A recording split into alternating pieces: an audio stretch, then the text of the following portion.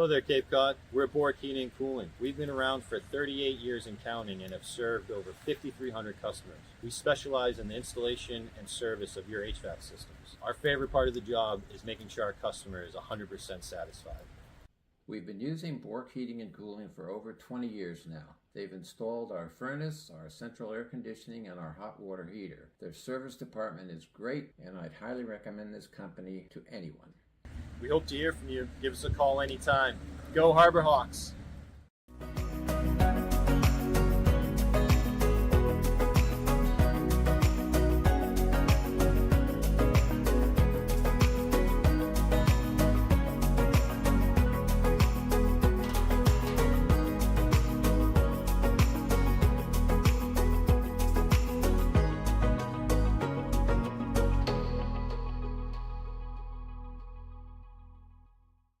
Difference.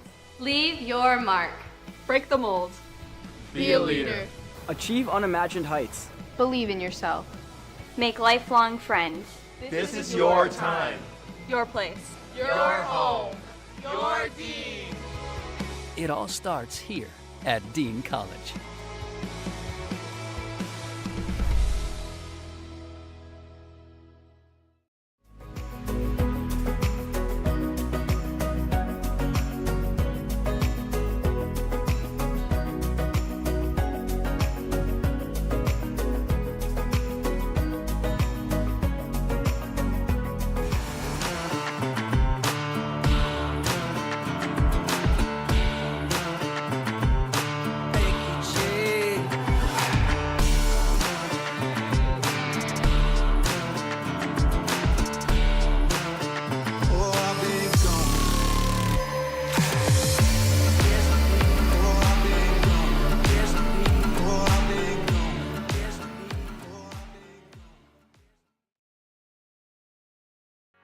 Here at the Mass State Lottery, we're known for our monster wins.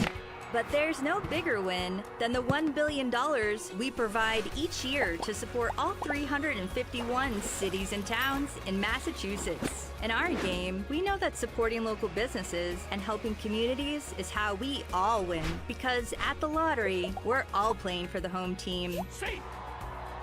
The Mass State Lottery. Welcome to the state of winning.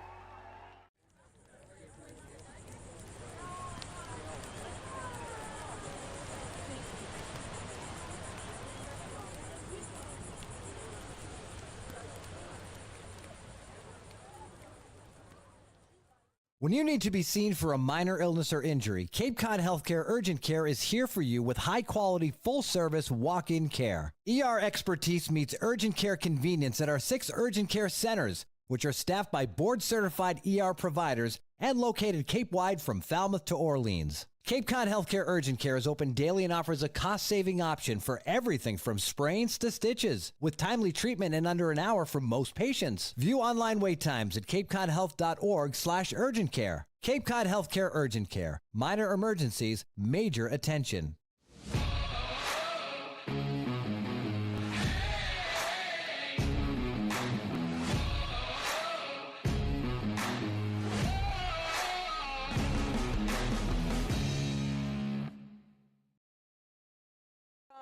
Since 2013, the Hyannis Harbor Hawks are 3-0, and it sets up for a big game 4 between two of the first-year managers in the Cape Cod Baseball League, between Mitch Carricker and Skipper Sheets from the Chatham Anglers. And with that, we welcome you inside and upstairs to Tim Elstrom Broadcast Center alongside Josh Stryber and Nico Sharp. I'm Jacob Iron. So happy that you're able to join us here tonight. Hyannis Harbor Hawks have been playing great baseball, and a big reason why is they've been doing it on both sides of the ball. Josh, for you, it's been the hitting that's stuck out. Yeah, absolutely. And anytime you start with a 1-2 duo at the top of the order in Parker Brocious and Kane Kepley, they've been getting on base constantly this season. And anytime you're able to do that, have the first two men on, it sets up your middle of the order for success. Guys like John Gazdar, Zach York, Michael DiTallo, Wallace Clark, they've all come through in the clutch this season. And if Kepley and Brocious can continue to get on at the top of the order, steal some bags, they're going to be a very dangerous lineup all season long. Yeah, Brocious on a 3-game on-base streak so far in the young season. But you're only as good as your pitching sometimes in these summer leagues, and they've been just as good on the mound, Nico. Yeah, no doubt. And whenever you look at the pitching, there's a 20-run differential so far, and you can see it right here. The hitting stats speak for itself. First in every single category so far through 3 games. Pitching stats, not far behind. Tied for second or in first place in every single statistic we're looking at here. ERA 1.44, opponent's batting average 172, only giving up 15 hits so far. And it all starts with the starting pitching. Joseph Jurwa, Trey Beard, Nick McKay. So far in these 3 games, excellent starts, and the bullpen coming in right behind it to put up a bunch of zeros for the Harbor Hawks. Yeah, there has been a lot of help from the bullpen. Tonight it's Ryan Dromboski, the 2023 Ivy League Pitcher of the Year, getting the start. It's a man with a lot of energy and a lot of oomph on the mound, Josh. Yeah, absolutely. I mean, if you come to a Harbor Hawks game, unless he's starting, which he is tonight, you are going to see him in the pie eating contest. You're going to see him dancing on the field. You're going to see him doing all sorts of things. He has an absolutely charismatic energy to him that you love to see in any player on your team, let alone just a person. So there's that factor that makes you ooh and ah at him, but it's also his stuff on the mound. Yeah, no doubt. He's a sinker slider guy. Fastball, comes in hard, four seam, a lot of arm side run. Look, it covers the plate really good. Loves the slider. We're going to see a lot of the slider here, fellas. Really excited to see him on the mound today. Yeah, should be a lot of fun with him on the mound. Mitch Carricker and I caught up to talk about Dromboski as well as a little bit of what they could expect here in the off day. We were able to sit and talk with Mitch Carricker. Here with skipper Mitch Carricker. Skip, 3-0 start, first time since 2014 for this Hyannis Harbor Hawks team. What have you seen out of your team to allow them to be in this position? I think we've really gelled. Like chemistry-wise, it feels like a really good group. They enjoy being around each other. They like playing with each other. And the personalities are starting to come out, which is really fun to see. And so I think that, coupled with just playing really good baseball, has given us this 3-0 start. Is there a personality that has shined a little bit over these last couple days that's on the front of your mind? Yeah, sure. So we got on the position player side, Zach York is larger than life, right? Larger than life. And then Ryan Dromboski, who's going to throw tonight, has just been a whirlwind of emotions. And it's hard to keep up with sometimes, but we love having him. You talk about him getting the start tonight. What do you look for him to do to have a successful outing against the Anglers? Yeah, I think for all of our guys, it's been strike one, right? And I think Ryan has shown the ability to do that. I think he's going to bring a ton of energy, when he gets out of a big inning or out of a jam. I expect him to come off the mound with some juice. And so hopefully that transfers to our offense and we can get some runs on the board for him. You talk about the offense, been playing really well with timely hitting. Can you talk about that effect of timely hitting with runners in scoring position for your team that's already seemed to build that culture for your Harbor Hawk team? Yeah, I think it goes back to our approach, and our front office does a great job of getting us some really good information, and our guys have taken that and kind of put that into practice, into our game plan, and we're getting some good pitches to hit. We're not missing them right now, and luckily they've been when guys are in scoring position. Only 2 new managers in the league this year. You're one of them. In the opposing dugouts will be Skipper Sheets for the Chatham Anglers. Just met him. What does it feel like when you got 2 first-year head coaches going up against each other here on the Cape? Yeah, we were just talking about it. It's like drinking water out of a fire hose, but for both of us, right? We're trying to juggle a lot of different things and also trying to coach and win games and all that kind of stuff, as well as develop relationships within the community and do things the right way. And so it's a lot to take on, but I think both of us are trying to survive right now and just trying to enjoy the experience as much as we can. First off day coming tomorrow. Any big plans for the team? For the team, no. I hope they can, get away, go golf, go to the beach, go do something fun, mini golf. I'm going to go see some family up in Boston and enjoy the day. We're going to be on this field quite a bit, so hopefully they can get a little R&R and get ready to go when we come back. Thank you so much, Coach. Appreciate the time. Josie Broyles is standing by with Wallace Clark. Josie Broyles on sideline here after the Hawks' 3rd win this season. I was able to grab Wallace Clark. Whilst the Whitecaps were creeping up on you guys a little bit in between the 8th inning yesterday, but you were able to get 2 hits and 2 RBIs to make out the last score. What were you feeling in those moments? Yeah, I was just kind of sticking to my approach and kind of just trying to get a good pitch to hit and staying disciplined. I mean, with the team doing so well, the team's the only team so far with no losses yet in the Cape. Does that create some kind of like pressures when coming up to the plate? No, I don't think so. I think we just do what we do and trust our guys, trust our approaches and what we've been doing this whole season, and just kind of stick with that.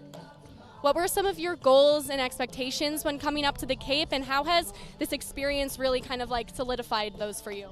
Yeah, the competition up here is obviously top notch, and so you try not to come up here with too high of expectations, just trying to have some fun and kind of enjoy the experience and keep going one pitch at a time. And so I just came up trying to do that, and have been pretty successful so far and just trying to keep it going. All right, thank you so much. Thank you.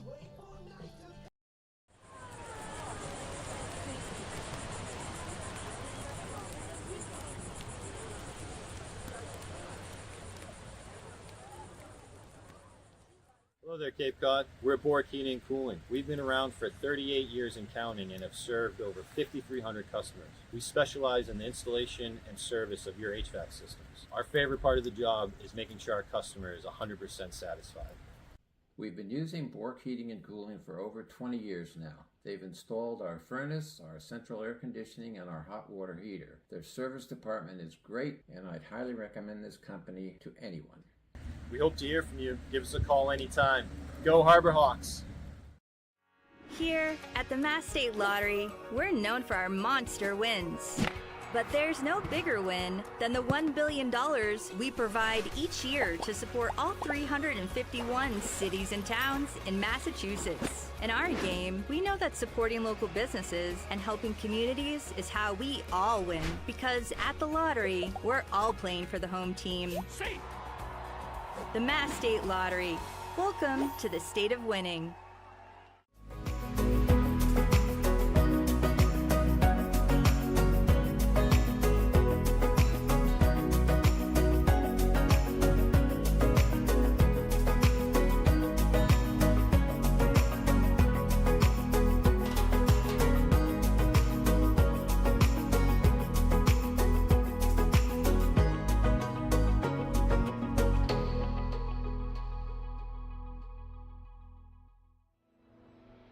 Your future begins at Dean College. Make a difference. Leave your mark. Break the mold. Be a leader. Achieve unimagined heights. Believe in yourself. Make lifelong friends. This is your time. Your place. Your home.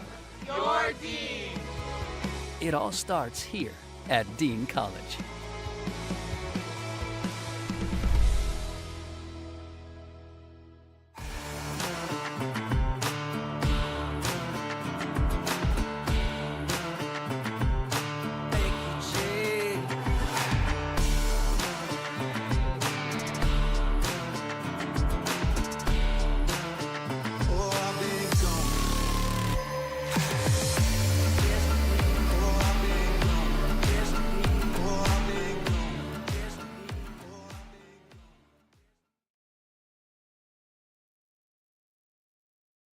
Welcome back to McKeon Park. It's Ryan Drumboski, the UPenn hurler that gets to start today, Nico.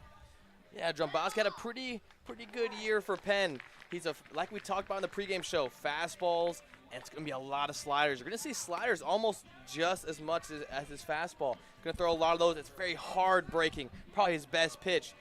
Not to mention, also got a changeup. Those are a lot to lefties and righties. He can throw it early in the count, late in the count, loves to mix it up. That's going to be his 3-pitch mix here. 3-5 for Penn this year, 7.57 ERA, 63 innings pitched. This is a guy who they really enjoyed over there at Penn. He'll go up against a really stacked lineup from Chatham that's sporting a 214 team batting average, Josh. Yeah, and that'll all start off with a cousin of a future Harbor Hawk that is currently playing in Omaha, Alex Lodies. His cousin on Chatham is Kyle Lodies. He's leading off playing short.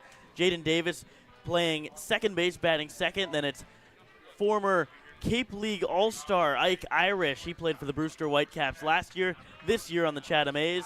Then John Bay, Iva Arquette, Luke Cantwell, Will Gasparino, Ty Daly, and ending off with Campbell Smithwick. We're ready to go here from McKeon Park. An absolutely gorgeous day. Not a cloud in the sky once again. First pitch from Dromboski is in for a strike on Lodis. Yeah, attacking early with that arm side fastball. Going to have a lot of run all day, as you'll be able to see from that center field camera.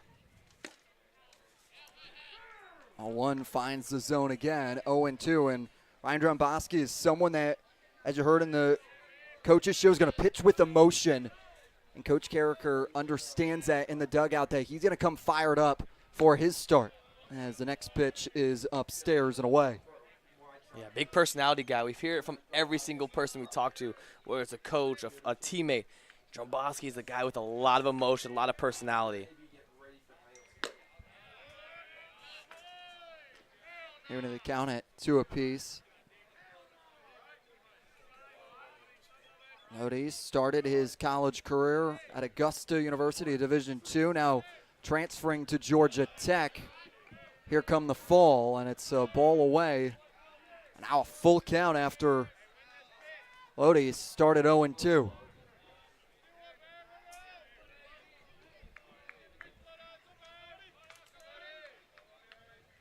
Payoff pitch. Gets by him swinging, and it's an opening strikeout for Ryan Dromboski. Yeah, beautiful job by Dromboski that time. Foul tip right into Manny Garza's glove. And there's one away. That brings up Jaden Davis, Commodore from Vanderbilt. He looks out a strike. And there's that hard-breaking slider right there. Can throw it for a strike, but also use it as a strike 3 chase pitch. Lined into left center field and will get down. Groves and Kepley quickly converging, and it's a single for Jaden Davis. Try to go back-to-back sliders right there.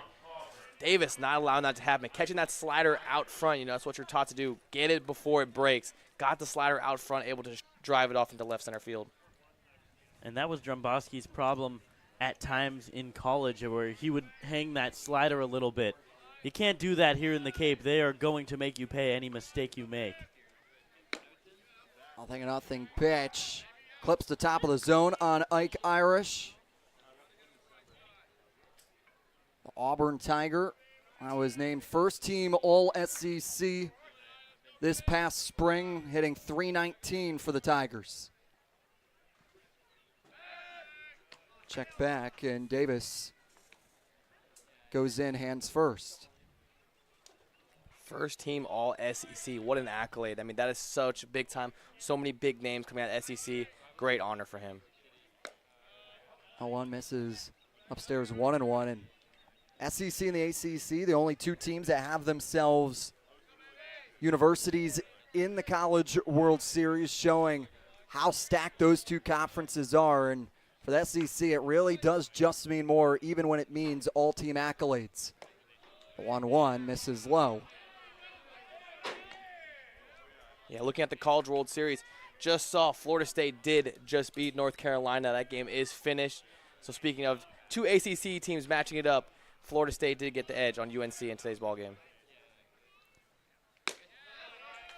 Pitch upstairs, and talk about some former Harbor Hawks on the Florida State team with Cam Smith, Jamie Arlen, and Jackson West, a current one who will come hopefully to McKeon Park when their season runs out. The 3-1 is blown by him with a fastball swinging.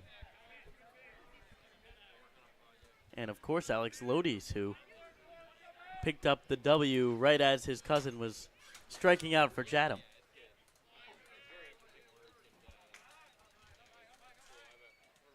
Second full count comes away the same, and it's a strikeout swinging, this time against Ike Irish for Ryan Dromboski.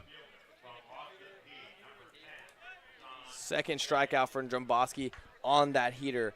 Not afraid, not always going to flip that slider for strike three. He loves to gas it up, put a little velo behind it, and get a swinging strike, or freeze the hitter on a fastball with 2 strikes. John Bay, the Austin P. Governor, in the cleanup spot for the Anglers. 0-0 pitch misses away. Someone that John Gazdar told me before the game he's excited to play against. This Chatham team has a slew of Governors, one being Jacob Weaver, the starting pitcher as well, with a couple bullpen arms that should see action today. He understands that he's playing for some big pride points. So 1-0 finds the zone 1-1. Nasty front door slider right there. I mean, just glided from behind Bay's back right in that inner corner. I mean, that is a beautiful pitch from Dabrowski. 1-1, lofted into center field. Kepley moves off to his glove side and positions under it. It's a 1-2-3-4 inning to start today's day defensively for the Harbor Hawks. They'll pick up the bats when we come back right here on the Harbor Hawks Baseball Network. Your future begins at Dean College. Make a difference. Leave your mark. Break the mold. Be a leader. Achieve unimagined heights. Believe in yourself. Make lifelong friends. This is your time. Your place. Your home.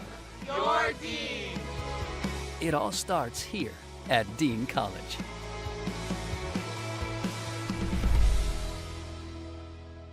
Hello there, Cape Cod. We're at Bork Heating and Cooling. We've been around for 38 years and counting and have served over 5,300 customers. We specialize in the installation and service of your HVAC systems. Our favorite part of the job is making sure our customer is 100% satisfied. We've been using Bork Heating and Cooling for over 20 years now. They've installed our furnace, our central air conditioning, and our hot water heater. Their service department is great, and I'd highly recommend this company to anyone. We hope to hear from you. Give us a call anytime. Go Harbor Hawks! Harbor Hawks make some adjustments in the lineup. They bring in Zach York back into it, Josh. They do, and Parker Brocious will lead off with Kane Kepley, the two guys I was talking about in the open. Those two have done a great job setting the table. Then Wallace Clark, John Gazdar, Zach York back in the lineup in the 5 spot. Eric Snow, Manny Garza, and check that. It'll be Eric Snow, Anthony Silva, then Manny Garza and Nick Groves closing out the lineup.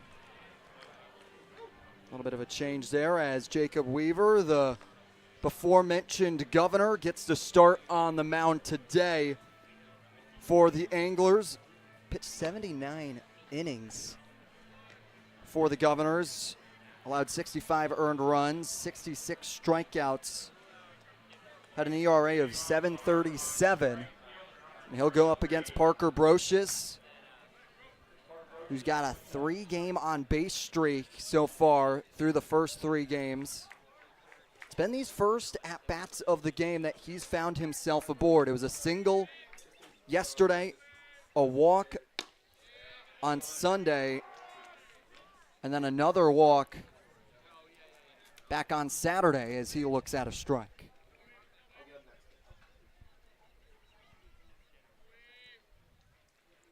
Brocious lines one right back up and off of Weaver. Weaver quickly underhands it to Cantwell for the first out. It looked like Cantwell flexed a little bit. Hearing some barking from the Chatham dugout. Clearly all right after getting drilled with that comebacker. Little unlucky for Parker Brocious, right up the middle. And if that ball goes untouched by Weaver, that's a single up the middle every day. That is what you're taught to do in the cages. Hard, low line drives, ground balls up the middle.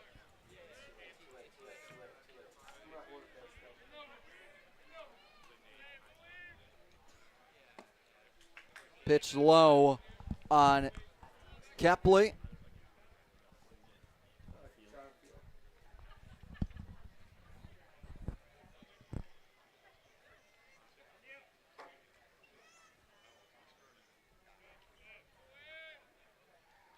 Weaver takes time to get the signs, balls. Yeah, very long. In the dirt. Very long pause right there. Kind of, I couldn't tell if he was trying to get signs or if he was just doing a long pause to, keep the timing of Kepley off balance. And he quick pitches him here. 2-0, now 3-0, low and away. Stop signs on here, Nico? Yeah, you may give it to him. I mean, this is a guy who's been hitting super well, though, but you may want him to see a strike here, as he hasn't seen Weaver so far in this game. 3-0. Finds the zone for a get-me-over strike. For Weaver, got to be careful here. Wallace Clark in the on-base circle, on-deck circle. Now the 3-1 is upstairs and away, and Kane Kepley gets the walk. And for Chatham, this is how they stack up defensively. Yeah, for Chatham, it will be Bay in left field, Gasparino in center, Ty Daly in right.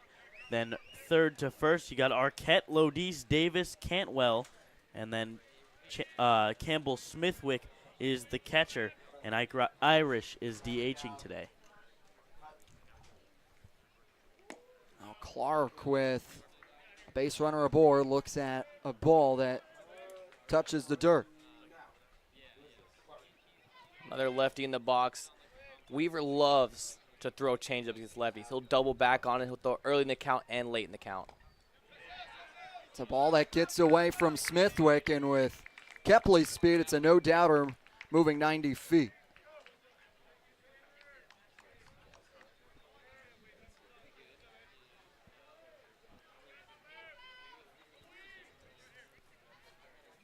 Clark, third in batting average this summer with 500 so far. 2-0 misses outside 3-0. Maybe struggling to find his release point here, as we've seen 7 of the last 8 pitches have been balls, and he is missing by a good little bit where it's spiked in the dirt or missing arm side. May just be working with the mound here, trying to find his release point. 3-0 is low, and it's back-to-back walks as Wallace Clark gets aboard, and now that brings up John Gazdar, and a very interesting matchup between the two governors.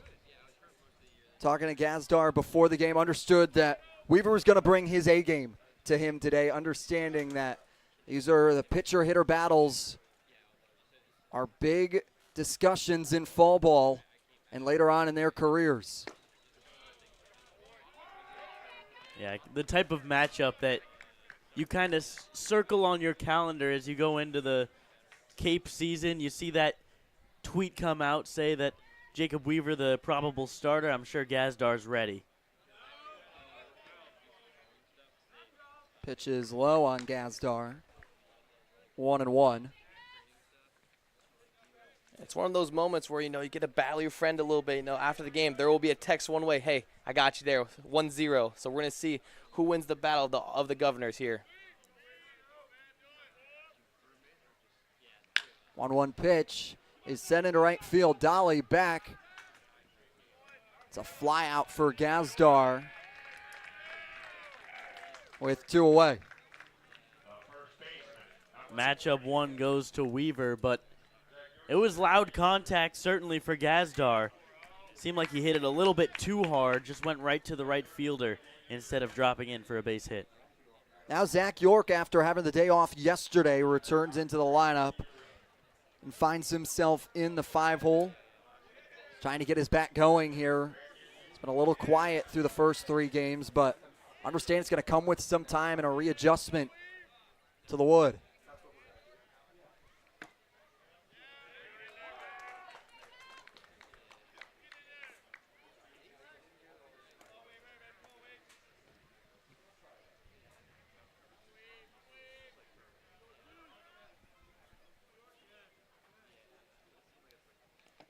Pitch bouncing. Smithwick keeps it in front of him. Big opportunity for Zach York to get on track here in this young Cape Cod season. Doesn't have a hit quite yet. Obviously still very early, but hit here would likely drive in a run with the speedy Kepley on second. Got plenty of space in the third base shortstop gap. 1-1 is low again. It's another off-speed pitch there by Weaver again. He's not afraid. He trusts his stuff. He's not only going to go fastball when even in the counts or even in behind the counts. Expect him. He loves to throw that curveball, the true 12-6er in behind the counts. He can throw it for a strike at any moment. 2-1. York sends deep into right field. It's a no-doubter. Zach York's first hit of the summer is a home run.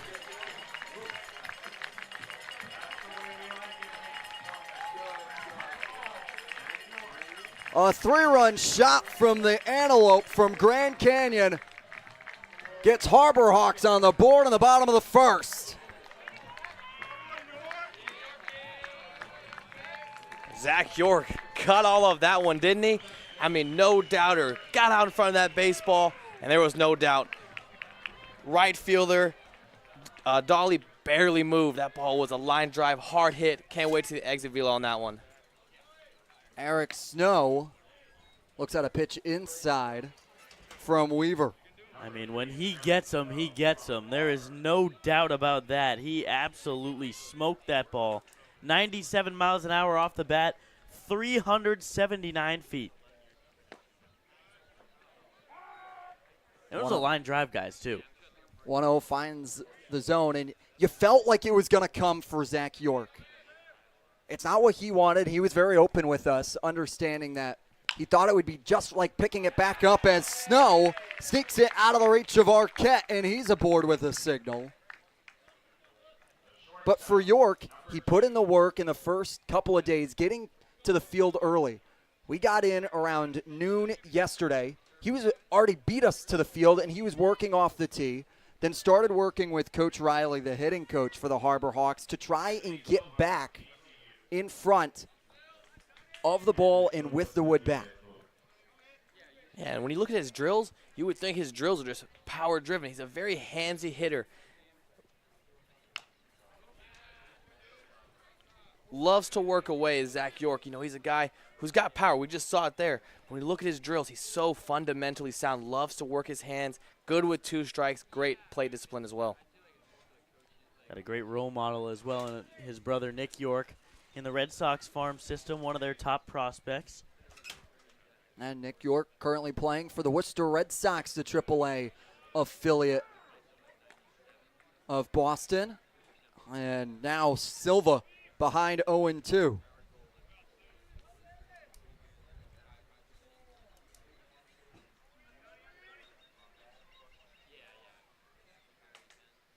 The 0-2 pitch from Weaver, looking for that final out here in this bottom of the first, doesn't come there as it's a ball away.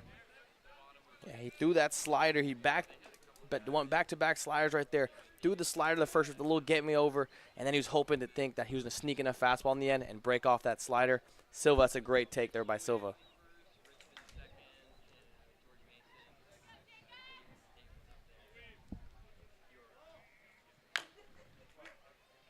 Chopper that goes foul by Arquette at third base. Let's get Mitch Carricker way out of the coach's box. He's down almost all the way into left field down the foul line. Yeah, he's way down there. Getting a good vantage point of the infield. You know, playing just about even with the third baseman right now.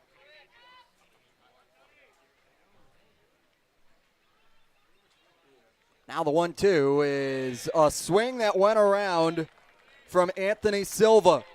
But it's a half inning highlighted by the 3-run jack from Zach York getting his first hit of the summer. Harbor Hawks leading 3-0 as we go to the second. Hey Cape Cod, we're Bork Heating and Cooling. We've serviced over 5,300 customers on and around Cape Cod for almost 40 years. We install and service your heating and cooling system, and our #1 goal is to ensure we do the best job we possibly can to make our customers happy. You have the triple cheerleading squad for Bork sitting here. They repaired our heating system, took care of our air conditioning system, and they set something up with the remote system that they installed for us as well. Yay, yay, yay for Bork. We love them. Give us a call when you're in need of HVAC services. Hope you enjoy the game. Your future begins at Dean College. Make a difference. Leave your mark. Break the mold. Be a leader. Achieve unimagined heights. Believe in yourself. Make lifelong friends. This is your time. Your place. your home, your Dean. It all starts here at Dean College.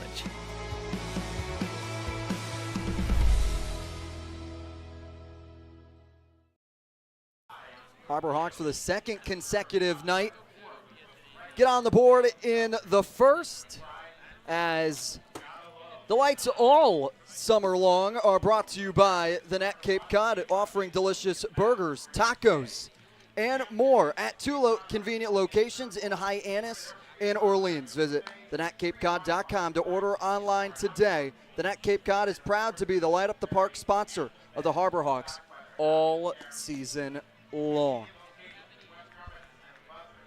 Ryan Dromboski out for his second inning of work to go through the heart of the Anglers lineup in Arquette, Cantwell, and Gasparino.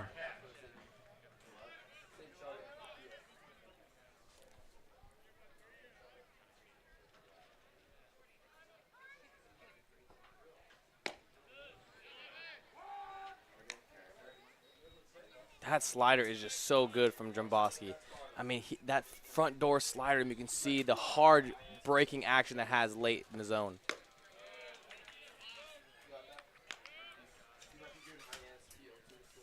And not only that, but his ability to back in that fastball right in behind it, sneak it by, makes that velo look even harder than it actually is. 1-1 finds a zone.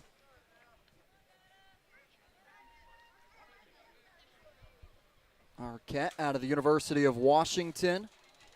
Hit .325. Was a first-team All-Pac-12er. He holds on a swing on a breaking ball.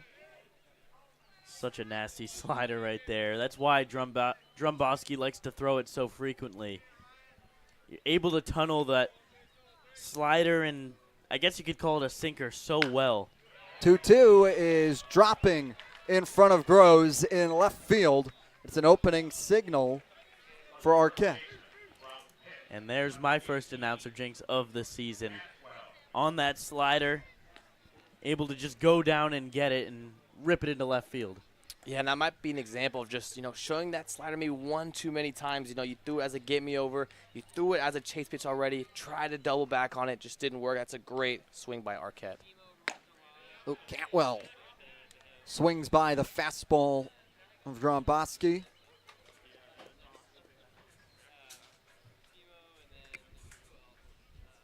Dromboski, the 2023 Ivy League Pitcher of the Year. Lined between Snow and York on the right side of the infield. Turning around second, going into standing to third is Arquette. Luke Cantwell's got a big single.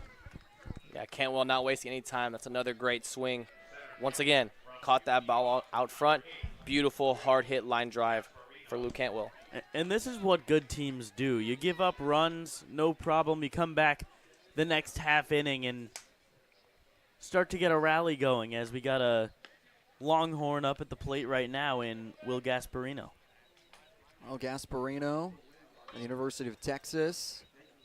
Stands at a 6'6" frame, 215. He looks at the first pitch high.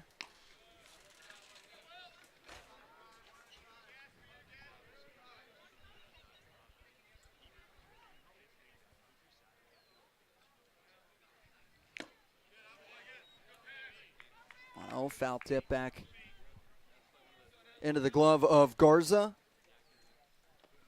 Battery mate today of Dromboski. 1-1. Swung through. That went up in the zone right there. Put that ball up and in. So far, both pitchers, and Dromboski and Weaver, they're not afraid to put it right in on the hands. They have full control in their command, and they put it right on the hands, right inside on the corner. 1-2, light tapper, gloved by Dromboski. He goes to second. They're going to try and go for two. They get it down to Garza, making the tag. What a play from the hurler on the mound. Goes to Silva to second, and then the awareness to throw home for Garza as Arquette tried to creep there. But the Rice Owl behind the plate applying the tag. Just a fantastic play by Ryan Dromboski. not only did he get the out at second, but first he looked back the runner at third, knowing that there would be a play at home if he could just get it to second quick enough, and there certainly was. It's away from Garza. Garza, flat-footed throws. Silva keeps it in front of him. Garza trying to show off a little bit the defensive ability there on that throw. Not able to get it there quite in time, but, I mean, after that double play, you'll take it. And that is just your typical 1-6-2 double play. You know, we've seen that one pretty often, guys. You know, a little pitcher to shortstop back to the catcher. Light tapper to the right side of the infield. Snow gloves it and throws sidearm to York. Just like that, when it looked like trouble, Ryan Drumboski does a little defense himself to work him out of the jam. Harbor Hawks leading 3-0 through 1.5.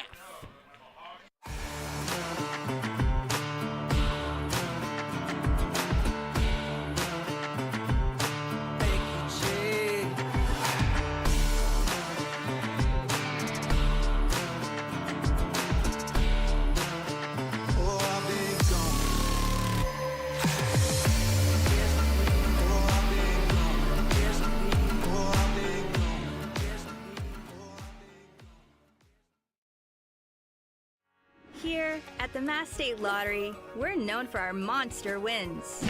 But there's no bigger win than the $1 billion we provide each year to support all 351 cities and towns in Massachusetts. In our game, we know that supporting local businesses and helping communities is how we all win. Because at the lottery, we're all playing for the home team. The Mass State Lottery. Welcome to the state of winning.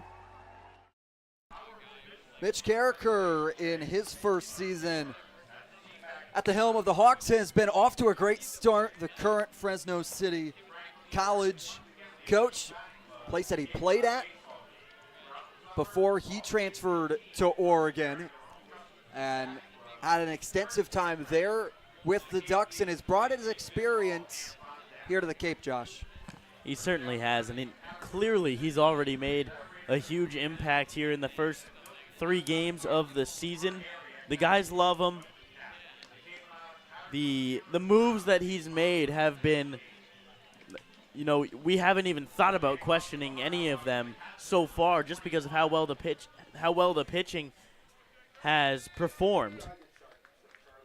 Certainly still plenty of time left in the season, but first indications are more than positive.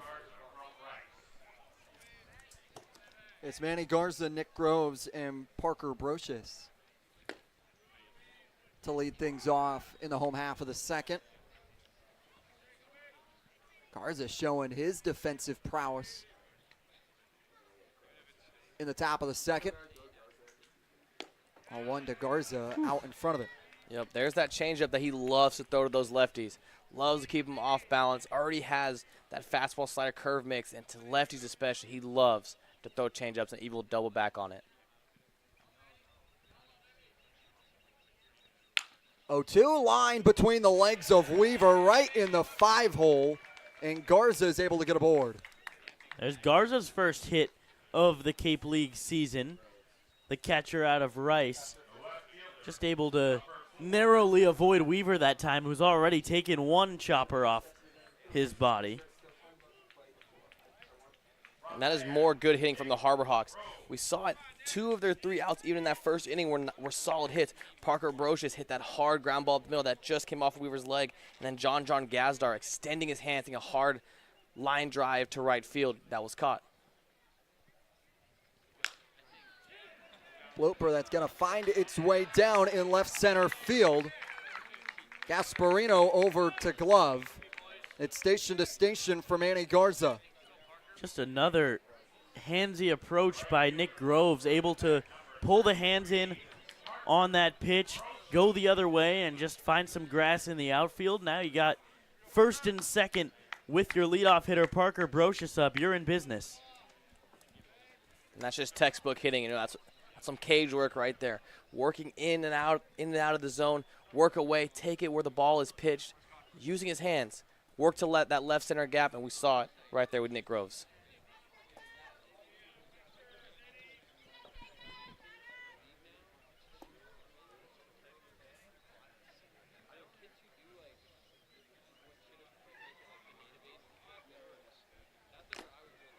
Parker Brocious fouls one back to Weaver.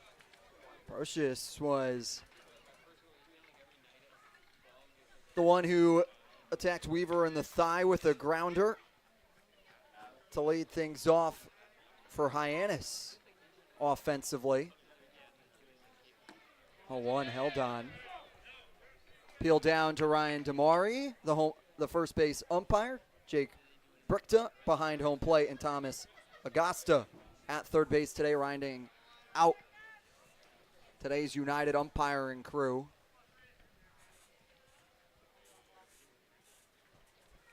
On one, bouncing in the dirt, gets away from Smithwick. Garza and Groves moving 90 feet. Right off our camera tripod. They're down the first base line. Hopefully it's all right. Don't worry, Jakers. It's all right. You know my love for the technical equipment here, Josh. Anything near I don't blame cameras. him. If Abby Stokes and Austin Dakuda are listening, no, that was not our fault. If it does break. Brocious continues to battle on the 2-1. Skies it deep to left field. Bay moves off to the right side. Tagging is Garza. It'll be caught off by Arquette at third. Olin Groves at second. Harbor Hawks now leading 4-0. And that's just timely hitting right there. We talked about it again, finding ways to produce runs. It's not always going to be that through-run home run that we saw from Zach York. It's going to be getting guys on base hits, and then, runners advance on the wild pitch, sac fly. That's how you get it done. That's textbook offense. Kane Kepley looks at pitch that spikes in the dirt. Yeah, and Campbell Smithwick, when he went to go get the ball, it tossed the face guard off and hit Kane Kepley right in the chest. They both laughed about it afterwards. Kepley all right, but funny moment between the two.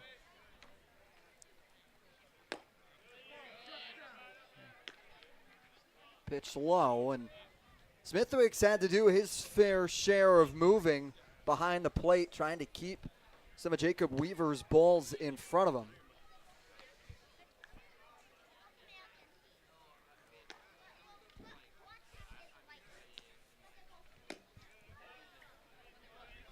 Misses low, 3-0, and Weaver on the verge of issuing his third walk. And so far, this is the second 3-0 count, back-to-back ABs for Kane Kepley.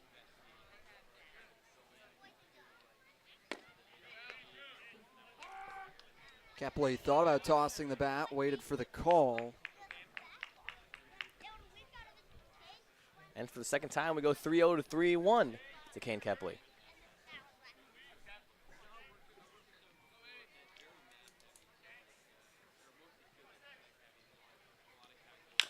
3-1, Tapper to the right side. Davis from his glove and over to Cantwell for the second out. I just can't believe how quickly Kane Kepley gets down the line. That was just a routine chopper that he somehow almost beat out. Obviously, coming from the left-handed batter's box, he can get down the line a little bit quicker, but can't wait to see what Kepley does when he starts to have some of these, infield singles, and obviously we know that what he's capable of in the extra bases category. Another low pitch from Weaver as a little bit of arm action in the Anglers bullpen begins to get warm.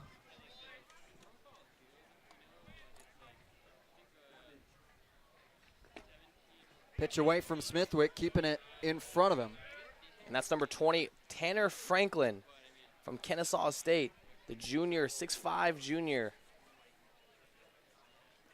See if maybe we see him in the game shortly. And Wallace Clark could probably make that happen quick enough. Sure, John doesn't want that to happen on deck. 2-0 finds the zone.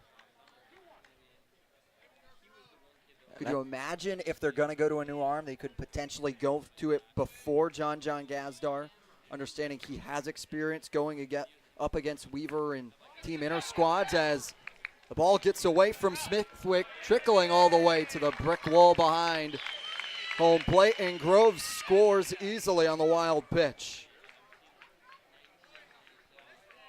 Just death by 1,000 cuts has been how the Hyannis Harbor Hawks have beaten teams this season so far. Right now, 3 runs in the first, 2 runs now in the second, 5 runs, 4 hits, and it has just been tough for Chatham to get anything going. Wallace Clark sends one high over Fieldhouse here at McKeon Park. Full count pitch. Sent foul again, this time up by the lawn chairs and by the Harbor Hawks bullpen. Crowd once again packing the stands here on a gorgeous night with the wind howling on the Cape. Gusts up to 10 miles an hour today. One point today at noon, reaching all the way to 15.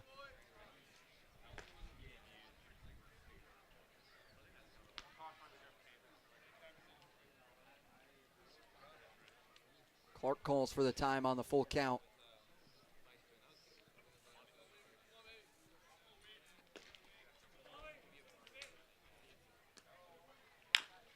Payoff pitch is dribbled over to Cantwell, and making the move to cover first is Weaver. But it's another crooked number on the board for the Hawks. They lead 5-0 through 2 in the battle of first-year managers.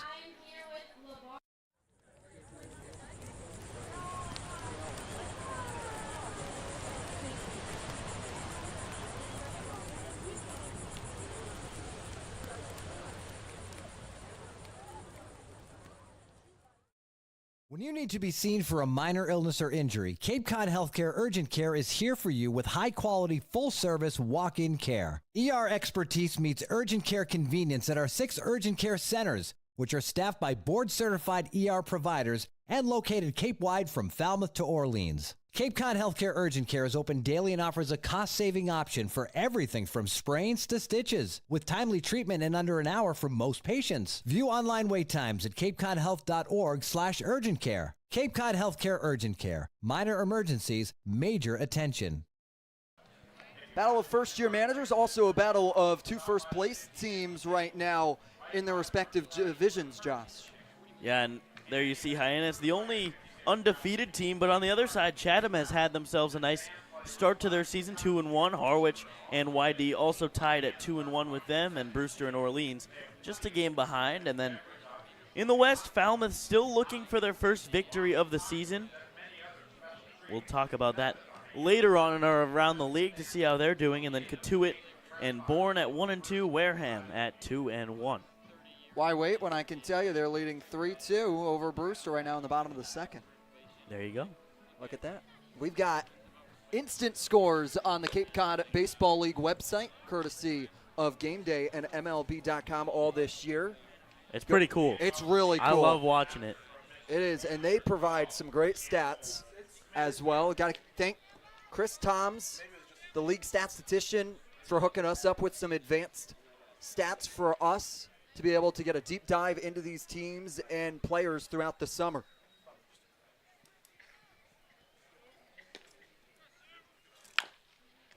Smithwick, high chopper off the glove of John Gazdar. That trickles into shallow left for Groves to send in to Snow to second. Very rude of Smithwick, because I wanted to talk about him, but getting a hit there on the first pitch of the at-bat. He was a guy, a catcher out of Ole Miss I was really excited to watch hit. One of the top 75 freshmen according to Perfect Game, going to be a sophomore coming up, but he is a very talented bat that I'm sure will be a problem in Oxford this upcoming season. Otis looks at a ball low, 1-0, and for John Gazdar, playing third today. Not traditionally his spot. Talked to him before the game. First time playing third base since the summer of 2022. That he's getting a rep in the 5th position on the field. And asked him if he liked it, understood that it adds to his versatility for the upcoming draft in July, wants to be as marketable to teams as he can, understanding that he can play as many places as they could need him to. And that's been the beauty of our infield so far. We've seen so many guys rotate and just not in and out of the lineup, just rotating positions. We see it in our outfield with Kepley and Brocious as well, getting different looks out there in the field. Now by Lodi's, 2-2.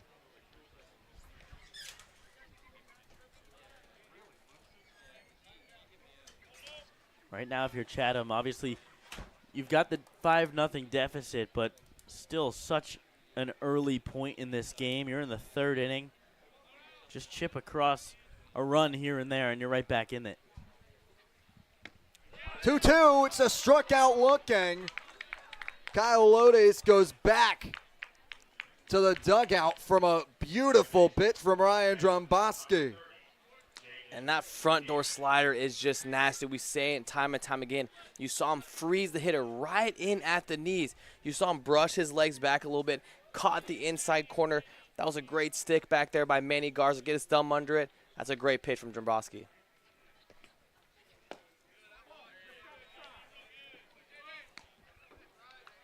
Pitch with run, can't find its way into the zone.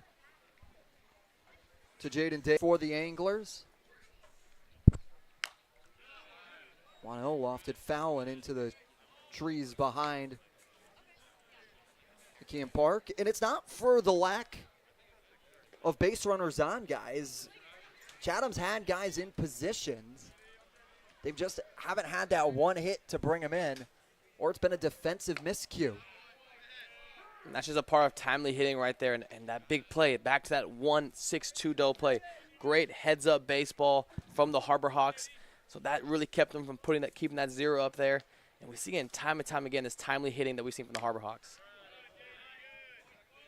Slowly found a way for Davis to be behind in the count 1-2.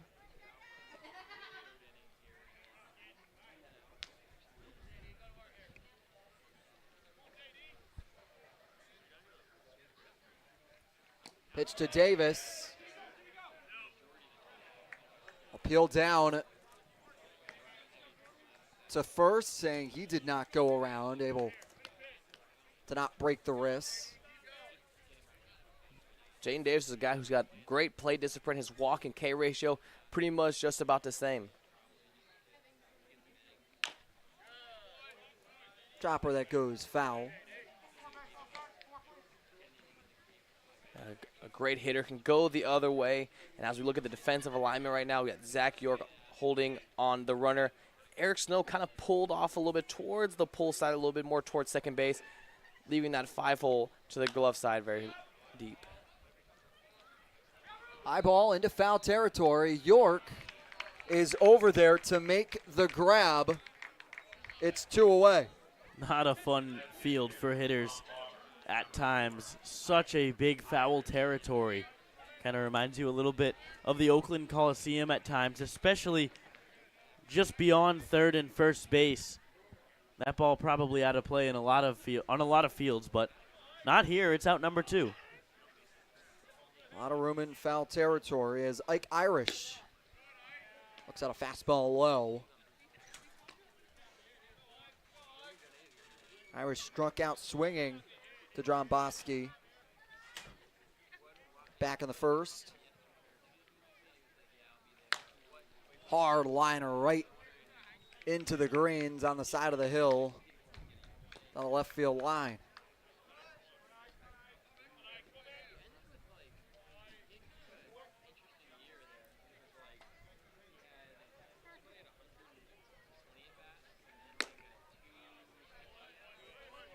Irish looks at a ball. Recently named a first teamer in the All-Southeast region by ABCA. Adding on to multitude of accolades he has. Garza keeps it underneath him.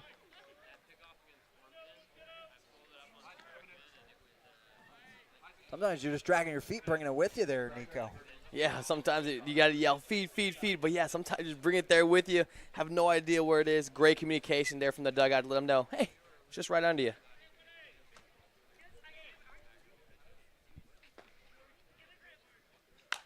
(3-1) is sent into the parking lot here at St. John Paul II High School, just a couple feet away from downtown Hyannis and Main Street. Yeah, I'm hearing that it just hit a white Subaru. Don't do it.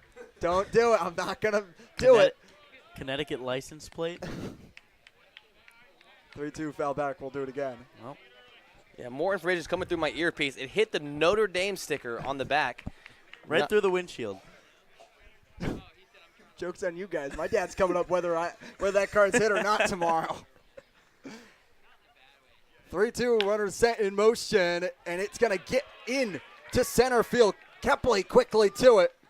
With the runner on the move in Smithwick, he's able to grab third. Almost a dangerous situation there with Smithwick on the move. Had a chance to maybe score there. McKay having great effort, charging in hard on that baseball with him rounding third base. And now Chatham, a swing of the bat away from this being right back into a close ball game. You know, a double in the gap and looking at a 5-2 score. Big time pitches coming up for Ryan Drembowski.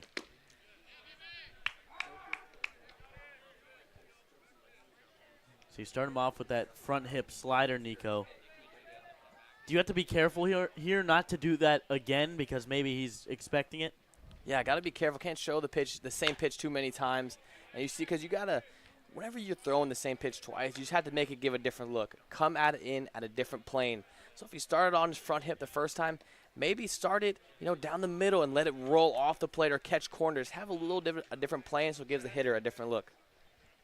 0-2 from Drembowski is a breaking ball that rings up John Bay looking. Trouble was brewing, and once again, the Quaker extinguishes it. 2.5 complete, and this series was one that was all Hyannis last year, and for more, let's send it down to the third member of our team, Josie Broyles. Thanks, guys. The last time these two teams were on the field together, it ended in a 15-6 Hawk victory, which actually continued a similar winning streak last season to what the Hawks have this season. In fact, every time these two teams faced each other, it ended with the Hawks on top. But this adds a little pressure to the Hawks tonight because not only did they have a huge win against the Whitecaps, but they want to try to keep that Chatham winning streak alive, as well as other teams in the Cape with a 3-0 record right now. Back to you. Thank you so much, Josie. And we were all here last summer. It was one of those games every time the two teams met that Hyannis came out and played their best baseball. Yeah, no doubt. We saw a lot of close matchups. And, guys, we can't forget, in their stadium, when we go to their place, got to watch out for the fog. We know that there's that spot in right center field. I can't remember what kind of building it was. But the firehouse. The firehouse. If you see the firehouse, you're good to go. Once you lose the vision of that firehouse, the game is no longer played. But such good games played both at McKeon Park and over on their side. A lot of close games. Looking forward to having more this summer. Yeah, at least good games for Hyannis. They won all of them, so can't have a bad game in that regard. Here as everyone starts to get ready for a new arm from Chatham. And Tanner Franklin, the Kennesaw State product that was warming up, finds himself on the bump here in the bottom of the third to face John Gazdar. Yeah, big fastball guy here. He works the cutter and slider in a little bit, but he loves to attack these guys with fastballs. You're going to see him work fastballs in, out, up, and down. Got a lot of innings for these guys. So far, you can really tell by the way he pitches, he's going to be a mentality. He's going to go right after you. He's not going to waste pitches. So expect him to go right after these Harbor Hawks here early, as we're only here in the bottom of the third.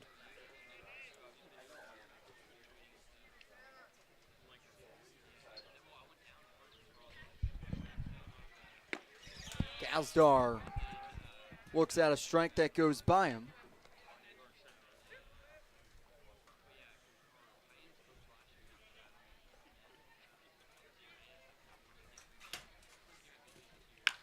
A 1 sharply grounded over to Davis, who fields and fires to Cantwell. 1 away. So far, great swings by John Gazdar. That's what they teach you. Use your hands, go the other way, take it where it's pitched. And he's done that, done it very well. 2 hard hit balls. Unfortunately, over 2 on the day, but 2 great swings for John Gazdar.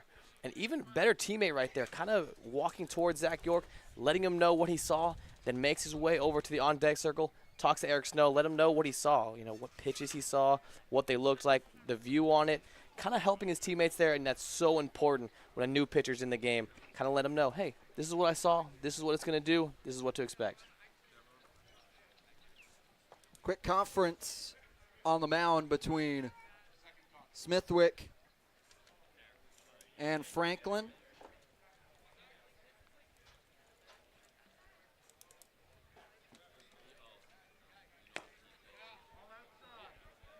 Pitch misses outside the Zach York. Conversation you want to have after the last time York came to the plate. Sent one into the trees in right field.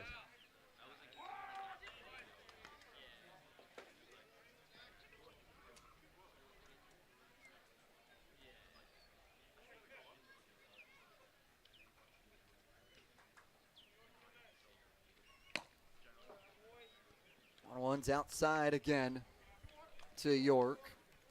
Tried to double back on that slider right there. A lot of late break on the slider. Try to bring it back door. Try to catch that outer corner and keep the ball away from Zach York.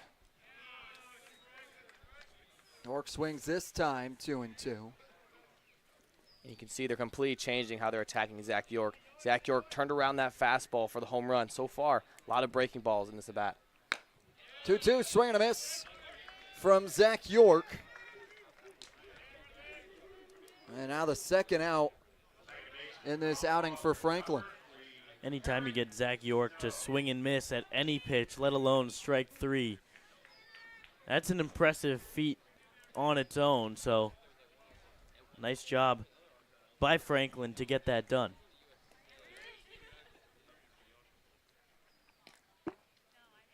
Ball that gets away from Smithwick, bouncing off the padding behind home plate.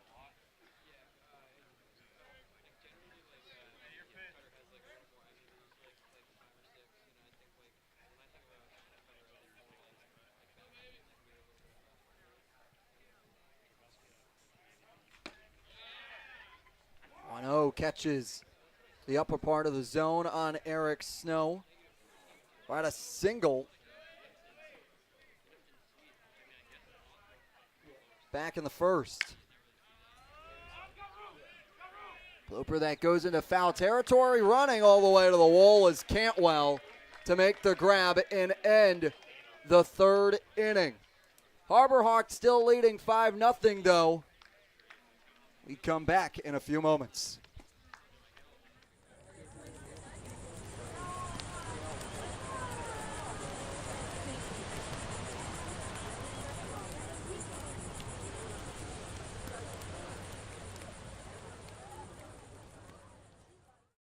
Hey Cape Cod, we're Bork Heating and Cooling. We've serviced over 5,300 customers on and around Cape Cod for almost 40 years. We install and service your heating and cooling system, and our #1 goal is to ensure we do the best job we possibly can to make our customers happy.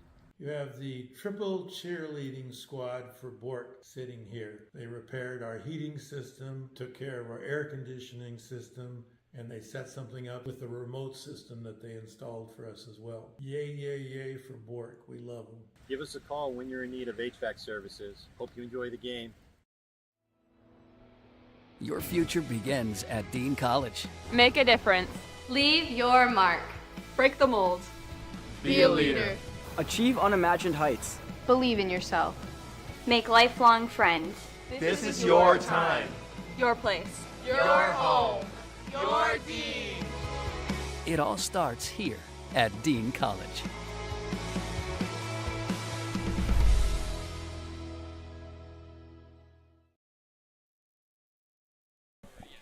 Welcome you back to McKeon Park after a quick food delivery up to the broadcast booth for our producer, Chase Avery, getting a little bit of dinner. Putting him on blast there. It's impressive how quickly he was able to get a hot dog up here. Shout out one of our social media interns, Brooke Ingram. That's with the impressive. delivery. That's impressive. Free DoorDash. Free DoorDash right here at McKeon Park. Maybe we should start offering that, guys. Yeah, no doubt. Not free, though. No doubt. I was kind of confused on what was going on at first. He brought in 2 hot dogs, and sure enough, Chase Avery, producer, happy as ever. Must have been a little hungry back there. Doing a great job. You've earned back it, there Chase. so far. Hey, did you get asked? I didn't. Did you, Josh? I saw it in the group chat. Yeah. So there was a baseball game going on in front of us as Iva Arquette looks at a strike. As Dromboski kicks and fires. High chopper over to Silva, gloves it high, and gets it to York in time for the first down. Almost a scary play right there as the ball it took a little hop. Surprised Silva a little bit. Silva able to get the glove on it. Take it a little double take. Still be able to make the play.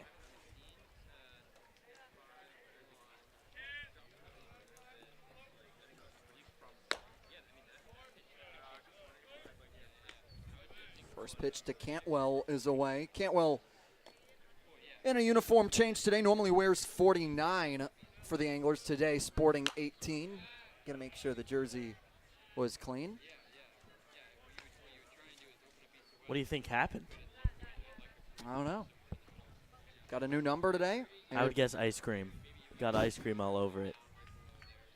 That's what I would do. So far, the new 18's been working for him. He had a single in the second. He's on pace to be the greatest Cape League hitter of all time with the new number 18. 1,000 batting average. It's pretty good. 2 ones in the dirt, 3 and 1. I hope everyone at home understands how much thought Josh puts into these jokes that he thinks are going to be so funny. And then they get delivered, and me and Nico are left speechless. As the 3-1's left upstairs, it's a walk for Luke Cantwell to keep Josh's point of a batting average at 1,000. Still not wrong. Still not wrong, Josh. Will Gasparino, after the fielder's choice, in his last at-bat, comes to face Dromboski again. Yeah, it was just back in that second inning where Arquette led off that inning as well. Base hit, and then that crazy double play that we saw back in the second.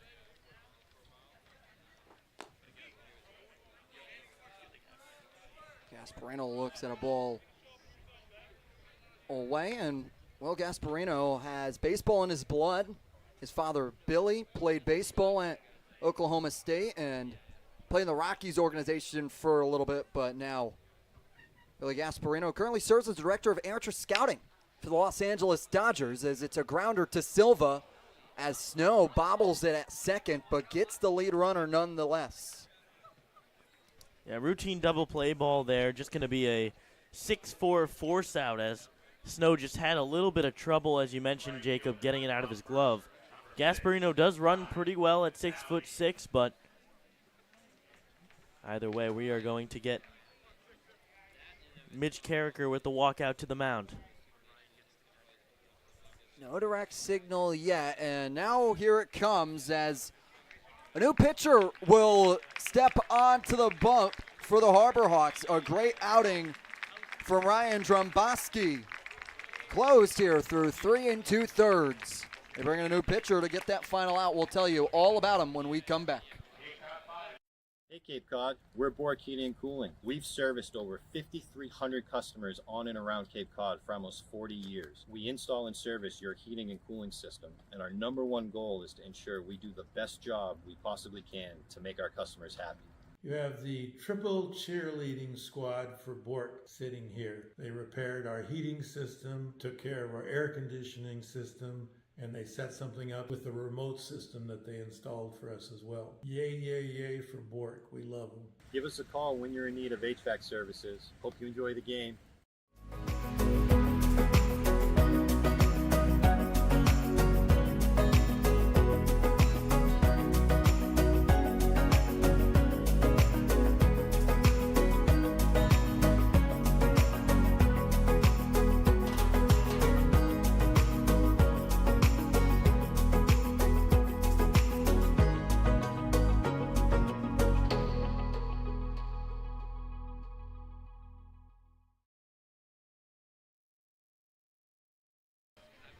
Steve Solorzano steps onto the bump. Two-way player from New Mexico State, getting his first outing of the summer, this time on the mound. Yeah, I got 7 innings for New Mexico State. You know, as you take a look and watch his delivery, kind of slow and smooth delivery. The ball just absolutely flies out of his hands. And especially when he's working the windup, very slow, methodical move. But the ball just flies out, tops out, nice ride, 96 miles per hour. Then you look at his curveball, a true 12-6 motion, high arc. Can use that as a get me over. Guys, that curveball, that true 12-6er, 25 inches of vertical break. And then not only that, he's got that slider working behind it, which is a much tighter break, breaks off the edge. For someone that might not know vertical break, what's an average vertical break? I mean, it all ranges. You know, we have the high arcing ones. I mean, you have ones that are 6. I mean, they all ranges. Yeah. But to have a 25 vertical inch break, I mean, just imagine 25 inches and that ball is completely bending. I mean, it's, you look at, 12, you can see 8. You can see all different kinds of numbers here. And I think the other thing that the front office really liked when they saw Solorzano was the ride that he has on his fastball, meaning just it gives the effect of that it's almost literally rising on you when it comes in, especially when it's up in the zone. So it is an electric pitch. Dolly will have the honors to see him for the first time, and fastball up by the eyes. And just a smooth delivery. Excited to see this guy and making his first appearance this season. Smooth delivery, the ball just flies out of his hands, makes it look easy.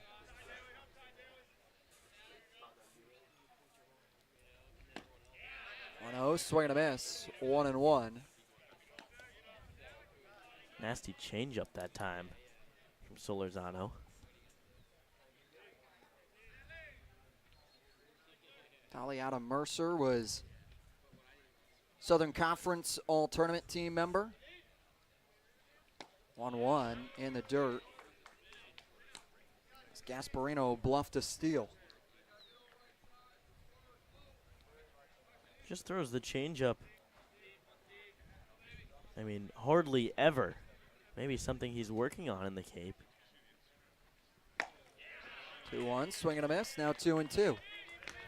And the few times he does throw it, and this is per usual for a right-handed pitcher to show it against that left-handed hitter.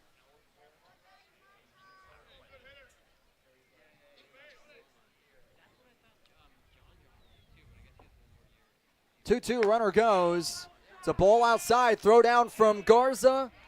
Not in time as Gasparino goes in sliding and moves to scoring position.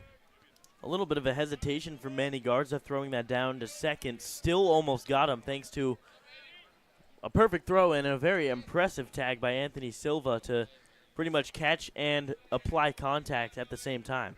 And pretty bold move right there. Now that it's 3-2, the runner would have been moving in motion already, though you don't know it's going to be a ball on ball 3.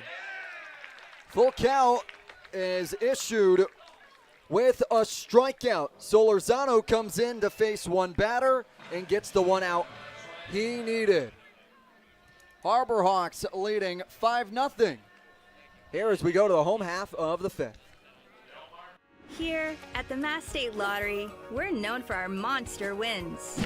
But there's no bigger win than the $1 billion we provide each year to support all 351 cities and towns in Massachusetts. In our game, we know that supporting local businesses and helping communities is how we all win. Because at the lottery, we're all playing for the home team. The Mass State Lottery. Welcome to the state of winning. Your future begins at Dean College. Make a difference. Leave your mark. Break the mold. Be a leader. Achieve unimagined heights. Believe in yourself. Make lifelong friends. This is your time. Your place. Your home. Your Dean. It all starts here at Dean College.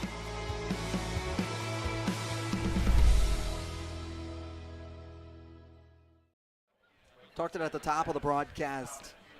How good Hyannis has been. They lead the league in team batting average at 297. Chatham in at 5th with 214. And then it's both pitching staffs tied for 2nd at 144. The Whitey Red Sox in 1st. Here as we go to the bottom of the 4th. And we talked a lot about, guys, hitting offensively, how hard it is to hit in general in high-level baseball. But then now you're moving to a wood bat. It's going to be a little bit of an adjustment period. So far, the Harbor Hawks having no problems, almost averaging as a team 300. That is an amazing number.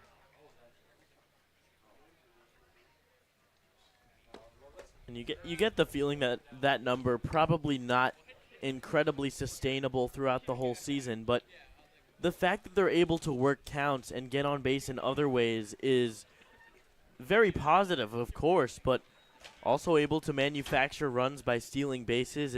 Those are the things that are sustainable as the season goes along. It's as simple as being aggressive. Philosophy Mitch Carricker loves to display on the diamond, and is his coaching style. Saw it a lot yesterday on sending the runner on 3rd home on a quick ground ball.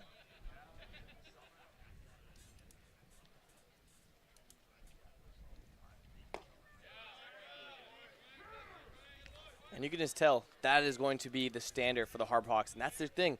And when you find your thing, you don't go away from it. You don't, in some moments, I don't have to do this thing, some do this way. They live and die. They're going to be an aggressive team on the base paths.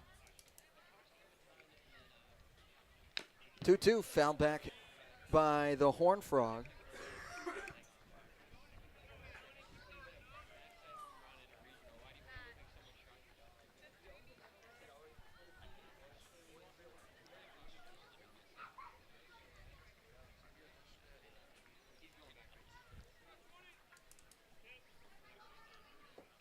To Silva is sent into the soccer field. Silva's put together some really nice at-bats, but the results have not really shown quite yet. You hope in these next couple games coming up he's able to get locked in, maybe pick up a big hit here tonight. Another great take. Yeah, it's a great take with 2 strikes. That hard breaking ball low in the zone. That's a great take by Silva. Tanner Frank understand what he's doing there, setting him up with the fastballs right there and trying to put him away with that slider in the dirt. 3-2 in the dirt, and Silva earns himself a walk after a hard-fought battle in the box. And that seems to be the standard of Harbor Hawk hitting, getting to deep counts, a lot of full counts even, fighting off tough pitches, fouling it off. The pitchers, you call that a pitcher's pitch when a pitcher throws a nice, 2-strike pitch, and you're just able to foul it off. Be a dirtbag in the box, what do they say? Be a dirtbag, fight off those hard pitches right there, able to get either your pitch or work a walk.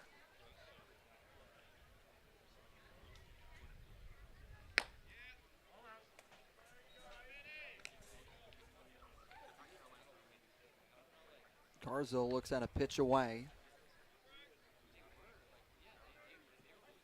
Garza had a big line drive hit his first time up. Scored a run as well. Bunt shown, pushed down the third base side. coming off the bag and going off of the head of Garza's helmet.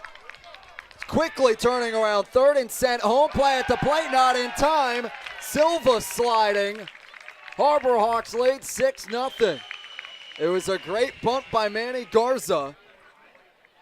It was Franklin calling off Arquette in a little bit of a tussle down the third base line, but it was a strong throw that hit off of the helmet and sent Cantwell into shallow right and ultimately getting Silva across the plate. That was just a beautiful bunt by Manny Garza. It was a true sack bunt, not bunting for a hit. Obviously, Garza doesn't quite get down the line as well as other Harbor Hawks do, but able to beat that one out, wear it off the back of the helmet, and then scoots into right field, gets an extra base, and they score a run. Now you wonder if maybe they'll bunt again here, bottom of the order. Nick Rose, bunt shown, pulled back. Right on cue, Josh. You know, it's the right idea. You got top of the order coming up. I would expect that they still have the bunt signal on.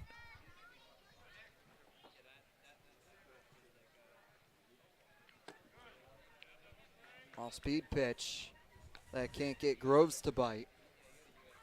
And even showing bunt right there and not actually getting the bunt down brings in the third baseman Arquette, which is only going to help you as a hitter. It's going to open up that 6 hole in between the third base and the shortstop.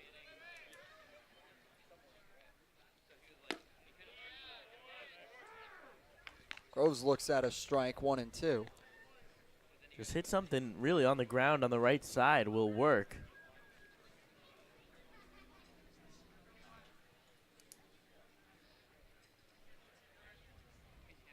Official ruling, Manny Garza reached on a fielding error by the first baseman. Groves looks at a pitch low.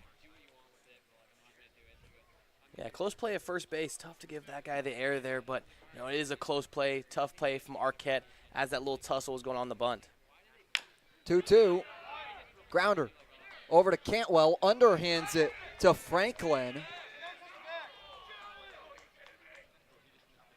And skipper Mitch Carricker out to have a conversation potentially with Nick Rose. And now he's going to call over Ryan Damari. He's waiting very patiently on that third base line. And early indications, all that they're screaming from the Harbor Hawk dugout, that he did not touch first base. They're yelling, he missed first base, he missed first base. So let's see if we get a little bit of help here from the home plate umpire, or if we just have a one-on-one conversation here. All right, he's going to call in Jake Brichta and Thomas Acosta. Rounding out today's three-man crew, they're going to have a conference together. I would bet that nothing gets changed. I think when this happens 100 times, maybe something gets changed once. But I think it's pretty close to 100 out of 100 times it not getting overturned. Doesn't get overturned there, as it'll remain an out. And that's one of those productive outs. You know, you got 2 strikes and no outs. So by moving the runner from second to third, now you're only 90 feet away, which only helps out your hitter. Once again, the infield will be brought in for the leadoff man, Parker Brocious. Brocious hasn't found himself on base yet today. Comes in 5th on the Cape with a .571 on base percentage.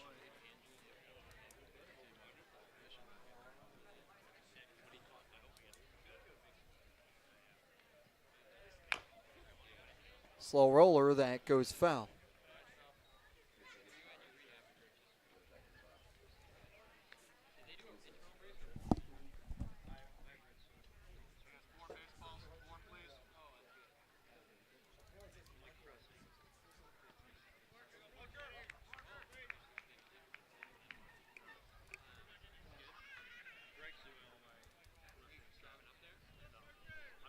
And Brocious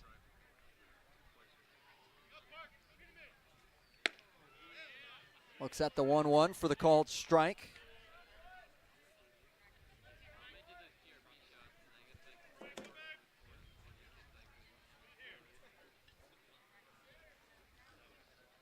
Brocious batted .298 with Georgia Tech and the Yellow Jackets. Had an on-base percentage of .442 this past spring. For his 46 game played.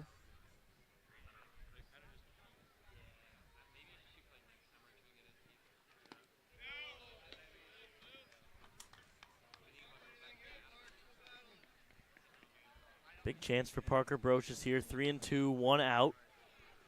Don't extend the zone, even if you get on base here. Still got a dangerous 2-3-4 coming up. Right behind you. Payoff pitch. Brocious swings and misses for the second out. Not extending the zone, easier said than done when you see a pitch like that. Beautiful breaking ball. Looked like a strike all the way, then a late dive towards the dirt. So Kane Kepley will have a 2-out hitting opportunity.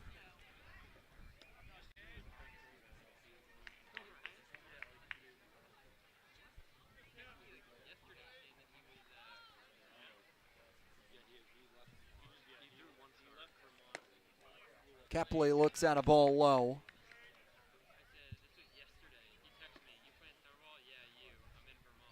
Kepley, an individual that makes contact 89% of the time.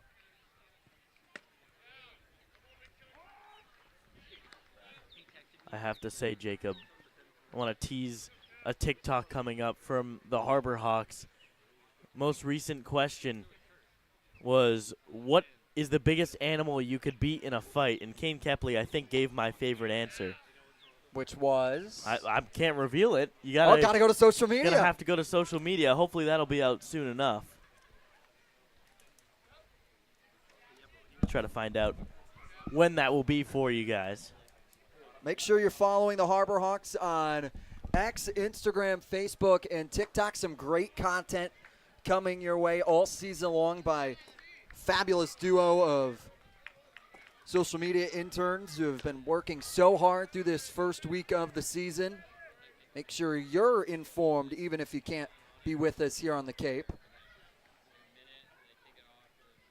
3-1 to come to Kepley.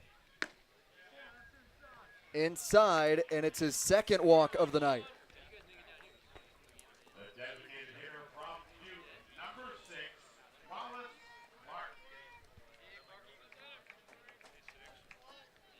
I would expect Kepley to probably be on the move here in this at-bat at some point. We know that Mitch Carricker loves to force the issue on opposing defenses, see if they make a mistake with the freshman catcher.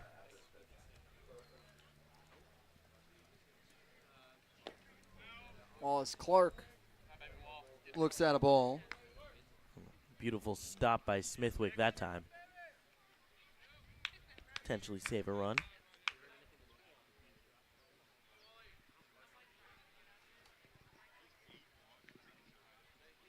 Runner goes in Kepley.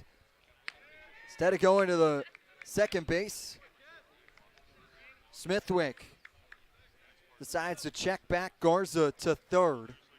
Now 2 in scoring position, but 2 outs.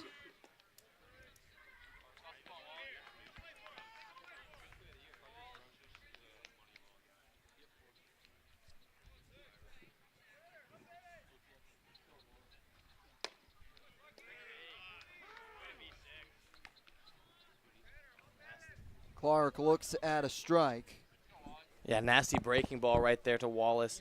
You know, maybe going to try to set him up here. You know, he's flipped a couple of breaking balls to these left-handed hitters. 1-2 breaking ball off the plate. Deuces run wild here in the bottom of the fourth. 2 balls, 2 strikes, 2 outs, 2 runners on for the Harbor Hawks.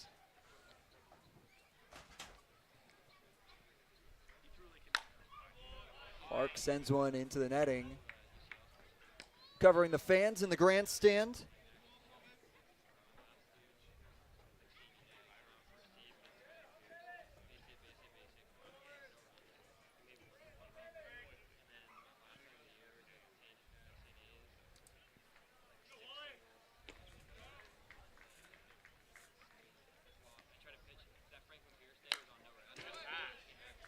Two foul back into the netting.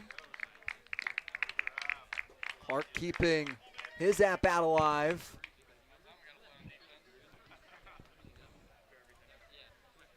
Another hard-nosed AB for the Harbor Hawks. A lot of 2 strikes, fighting pitches off and trying to work longer in accounts.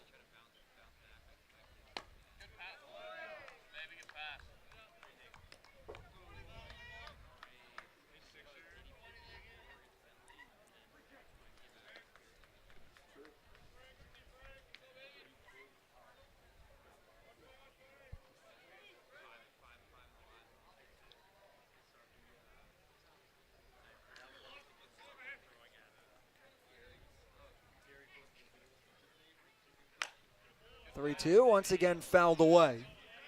Really just awe-inspiring, the at-bats that the Harbor Hawks have been taking. Another 3-2 count and another pitch spoiled. You know, whether it results in an out, a run, whatever it is, you're making the opposing pitchers work.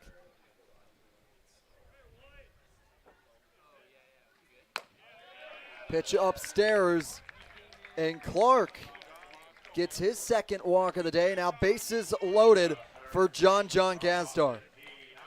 Tally that AB to the Quab statistic. That is a quality AB from Wallace Clark. Went to a 3-2 count, saw a lot of pitches, fouled off, and ultimately still finding a way to get on, working a walk.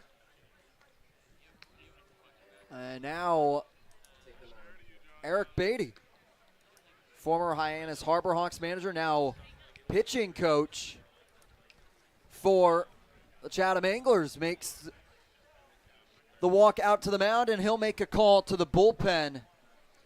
We'll tell you all about the new pitcher when we come back here in the bottom of the fourth.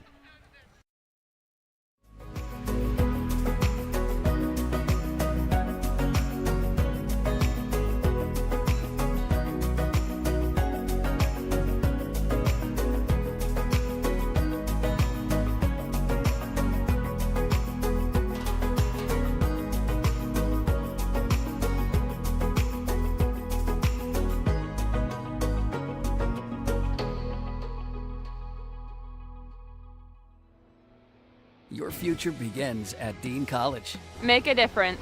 Leave your mark. Break the mold. Be a leader. Achieve unimagined heights. Believe in yourself. Make lifelong friends. This is your time. Your place. Your home. Your Dean. It all starts here at Dean College.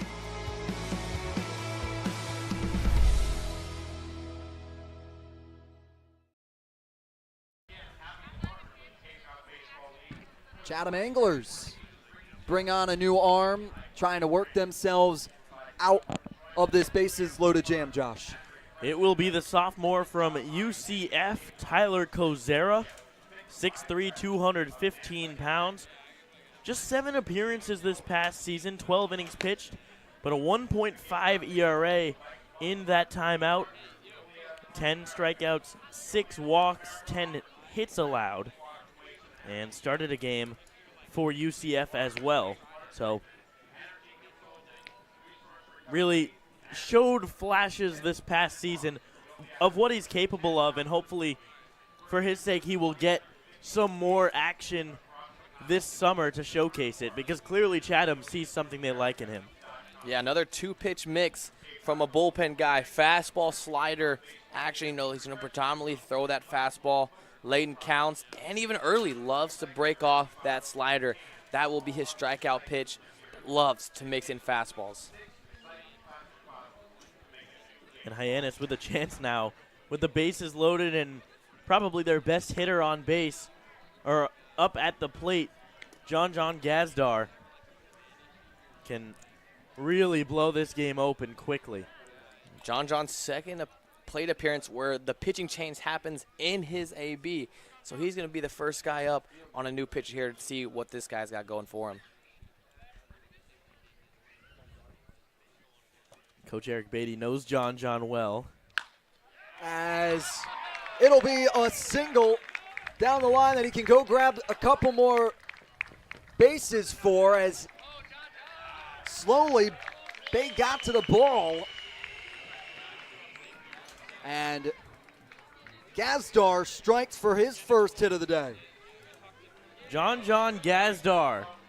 Apparently Beatty may not know him well enough, or he's just too good. 8 RBIs on the young season already, on pace for 80 if he were to play 40 games. So he has been absolutely on fire, and he puts the Harbor Hawks up 8-0. And now York lines another one down into left field. And it gets away from Bay again. 2 runs to score as York goes in standing for a double. Zach York, have yourself a day. Back-to-back 2 RBI hits for the Harbor Hawks. Zach York, great hit. We talked about it a little bit earlier, using the hands, going away. He works those in drills before the games. We saw that here. Hard line drive in between that 6-hole gap in between third baseman and shortstop. Another 2 RBI base hit for the Harbor Hawks. And now Hyannis has scored 10 runs in 3 of their first 4 games. And guys, it's only the 4th inning. The bats are hot for this Hyannis team. Right now, through 3 games, averaging 8.3 runs per game, 9 hits, while their pitching staff is only averaging 5 on the inverse.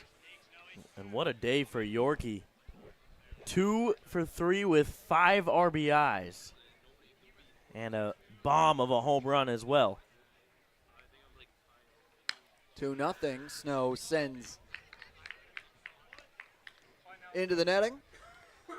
2 for 3 with 5 RBIs so far. Not a bad start for Zach York through 3 2/3 innings.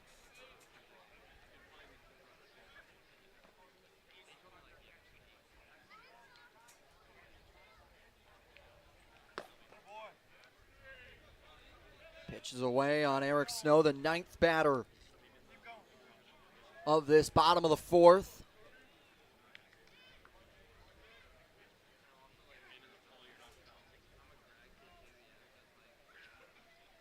(3-1).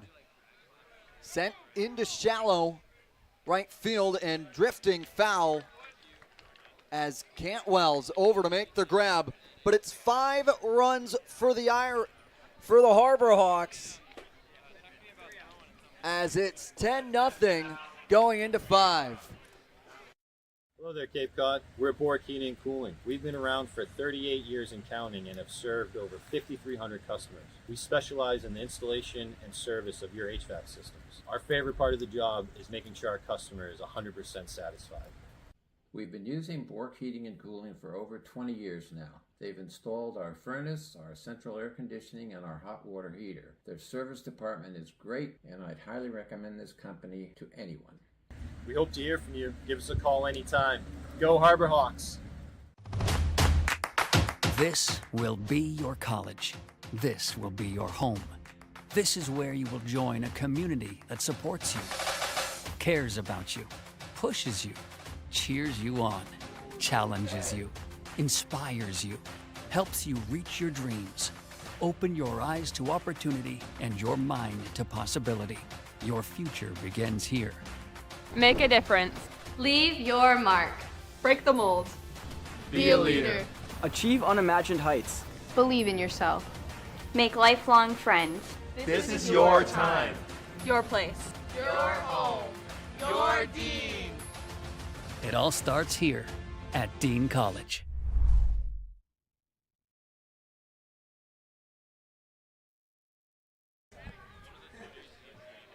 Harbor Hawks put up 5 in the bottom of the 4th, giving them a 10-0 lead alongside Josh Schreiber, Nico Sharp, Josie Broyles, and Matt Coates. I'm Jacob Irons.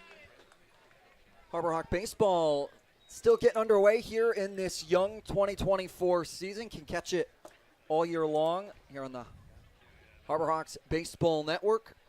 Steve Solorzano back out for another inning of work. Bunt shown. Pulled back in time for Campbell Smithwick to look at a ball. And so far, the run differential now looking at 30 between Harbor Hawks and their opponents. We've talked about their offensive side, able to get it done right behind them with pitching and defense as well. Also created a gap from the team that was in second place in run differential. Chatham was at plus 13. Right now, they're at plus 3. Still plenty of time in this game. See that math right there? College education. That's some good math, Josh. You're right. That's impressive. I couldn't do it. Math is not my strong suit. Notre Dame doesn't teach you that? Nope. You're right, Josh. Notre Dame does not teach me that. He wrote the math on his scorebook here to be able to get it done. I promise Jacob and I love each other. 2-1 into the netting, skipping before Garza.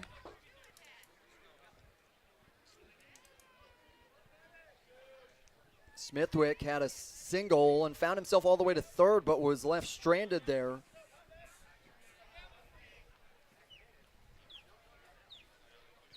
Now the 3-1.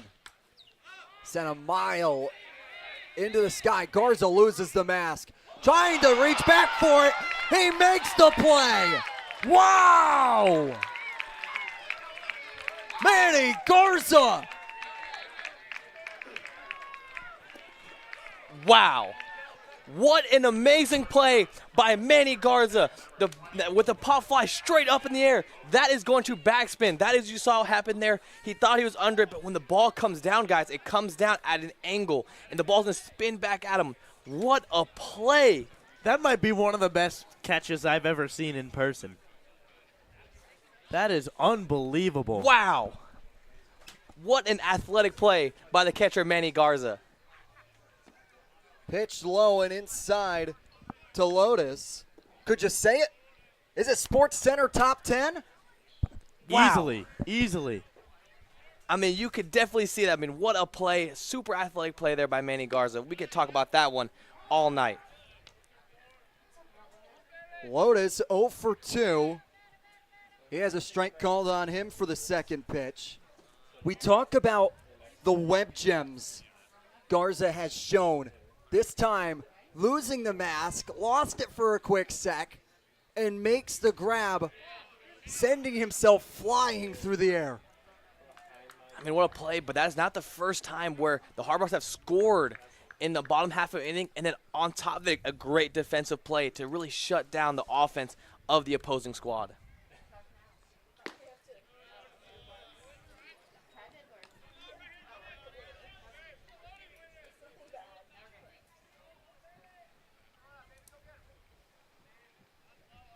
I think Manny Garza, him and Camden Janik both have been so solid behind the dish so far. High foul ball. Lotus sending it deep to center. Kepley to the warning track, making the grab. Far out for the shortstop. Long, hard drive to deep center field. That was a great swing. Worked really well up the middle. Kane Kepley out there in center field, not having too much room to work back there. Working over his shoulder, that's a great play, but a very good swing there by Lotus.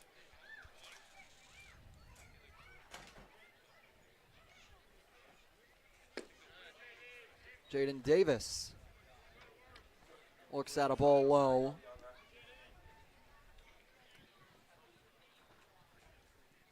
Ike Irish on deck. Like to get Davis here. Maybe have Irish lead off the inning with nobody on.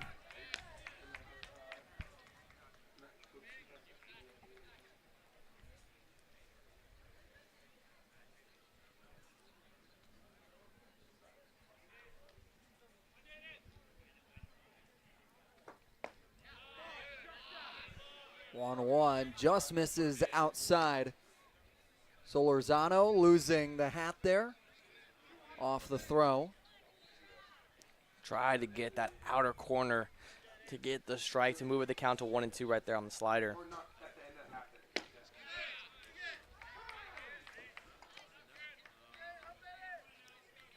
And you've seen it a lot this inning. Solorzano, when his fastball just flies out of his hand, very smooth delivery, looks effortless, and the ball comes out mid-90s with ease. 2-2 is fouled back and away by Davis.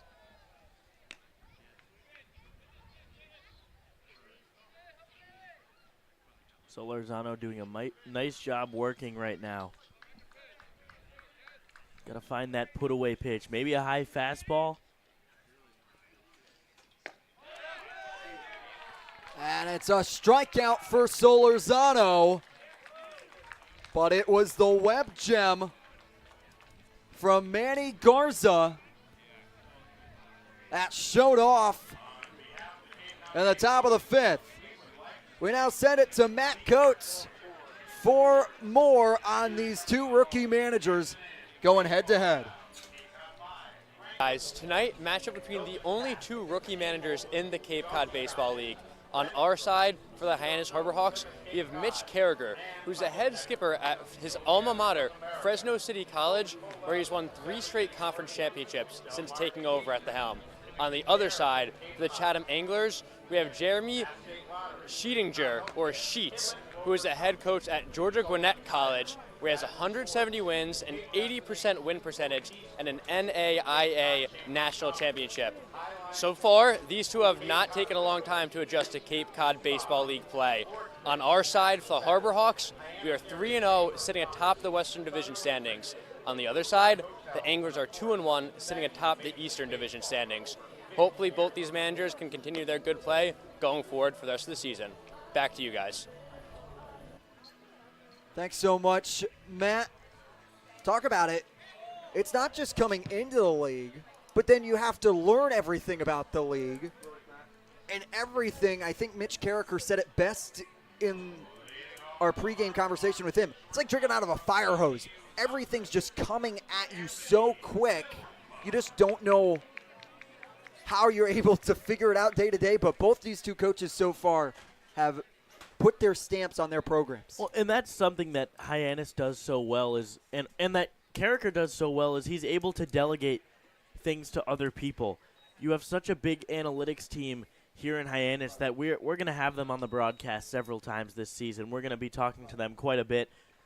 So you at home will get to, see what goes on a day-to-day basis to prepare for every single game. And all of this information that gets fed to Mitch Carragher before each game, he does such a good job of giving that to his players, giving them the best opportunity to succeed here in the best summer league in the entire country.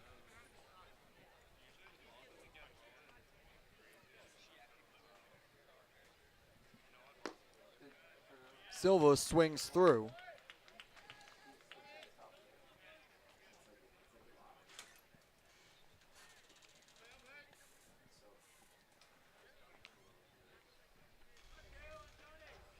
Two 1 to Silva is chopped foul down to the Harbor Hawks dugout as a couple of Hyannis players trying to extend over, grab the one hand. It was Joseph Jurwa, the starting pitcher from Saturday, getting a fingertip on it with his long reach. Couldn't come away with it though.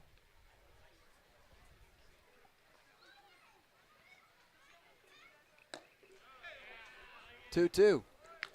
And you can just tell how much confidence Kozera has in his stuff. Went down 2-0 in the count right there. What count kind of is that? It's a fastball count, but what does Kozera do? Breaks off 2 breaking balls back-to-back for strikes. Payoff pitch has Silva golfing it. Cantwell moves off to his right side to position under it for the out. And that will bring up the man who made the play last inning, Manny Garza. See if he can have himself an even better inning than he's had so far.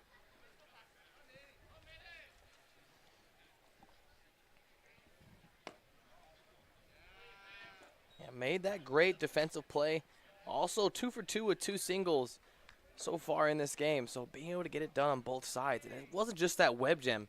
You know, the way he receives the baseball back there behind the plate and the way he gets his thumb motor and gets called strikes for his pitchers all game long. Garza looks at a strike there.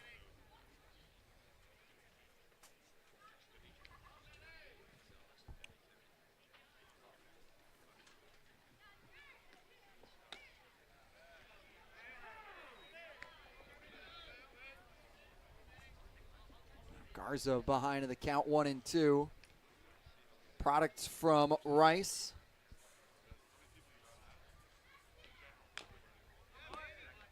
Fouls away the second pitch he sees. Has a twin brother, Eduardo. Played at Tennessee Tech with him. Garza talks to him every day. Part of his daily regimen and uses him as a springboard for his baseball career. Chopper over to Cantwell, who underhands it. And now 2 retired.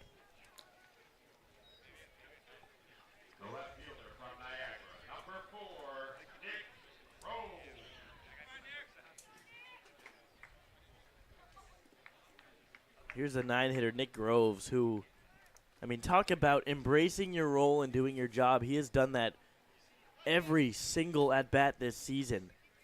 And it hasn't just been situational hitting for him. It's just been hitting in general. He's had some beautiful hits to start off innings, to start 2-out rallies, driving in runners. He has been everything they could have asked from him to start this season. And the beauty of it, Josh, is he's been in the 9-hole every single game.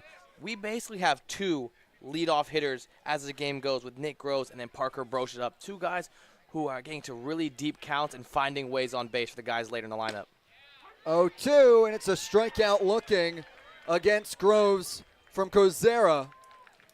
But it's Harbor Hawks still leading 10-0 through 5 when we come back.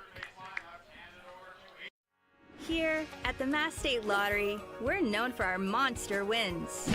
But there's no bigger win than the $1 billion we provide each year to support all 351 cities and towns in Massachusetts. In our game, we know that supporting local businesses and helping communities is how we all win. Because at the lottery, we're all playing for the home team.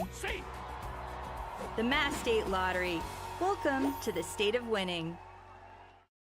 When you need to be seen for a minor illness or injury, Cape Cod Healthcare Urgent Care is here for you with high-quality, full-service walk-in care. ER expertise meets urgent care convenience at our 6 urgent care centers, which are staffed by board-certified ER providers and located Cape-wide from Falmouth to Orleans. Cape Cod Healthcare Urgent Care is open daily and offers a cost-saving option for everything from sprains to stitches, with timely treatment in under an hour for most patients. View online wait times at capecodhealth.org/urgent care. Cape Cod Healthcare Urgent Care. Minor emergencies, major attention.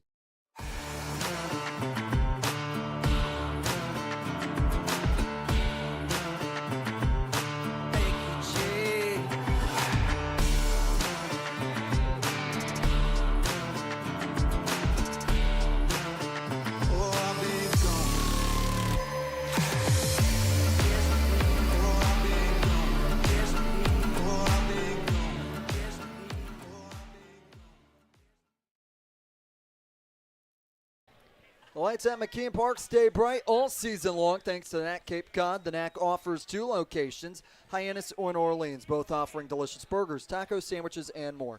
Visit NACCapeCod.com to order online today. The NAC Cape Cod is proud to be the Light Up the Park sponsor, the Harbor Hawks, all season long. Steve Solorzano back out for another inning of work as Ike Irish swings through the first pitch he sees. You know, with the Harbor Hawks up 10 runs here, expect Solorzano to go right after these hitters. Try to extend himself, try to get late into this game, save the arms of the Harbor Hawk bullpen. Chopper that goes foul. Solorzano just made a dead-on sprint to first base. I don't think I've ever seen a pitcher cover a bag that quickly. He is a two-way guy. Solorzano is out of New Mexico State. Plays both sides of the ball. Had a .327 batting average and was named Conference USA All-Freshman team through 29 starts in the field. Had a 10-game hit streak to end the regular season. But here today doing the pitching for the Harbor Hawks in relief of Ryan Dramboski.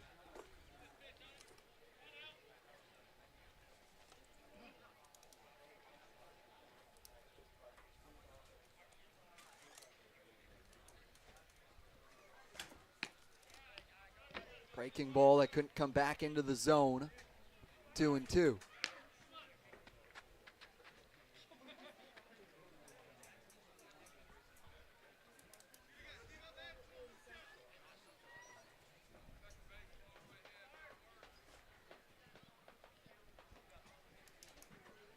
Two is turned on quickly but sent foul.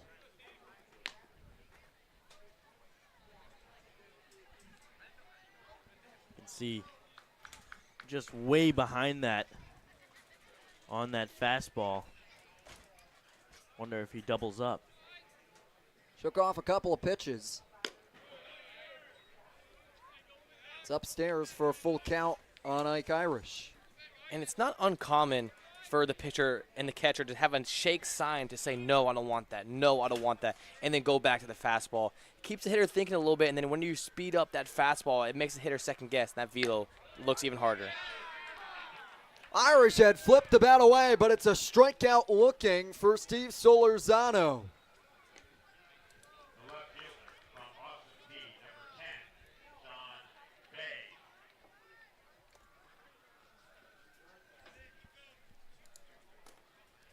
Solorzano picks up his third strikeout of the outing.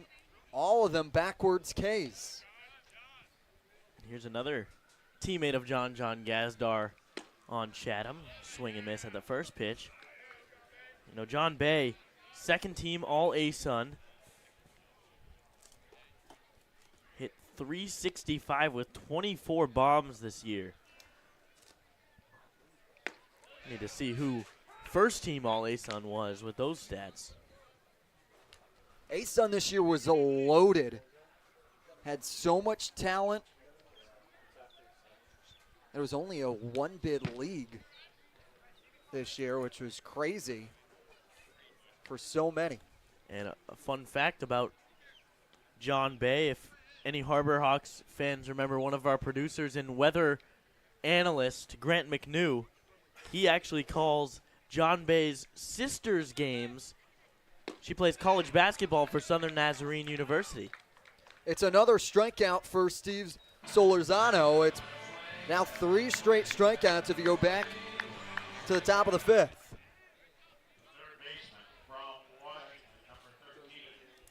Connections are everywhere here on the Cape. Oh, yeah. Southern Nazarene, a very small school. Division II out of Oklahoma City. Such a small world, you know, such little things like that bring us all together. It's true. Ivor Arquette looking to try and provide some pop in the bat.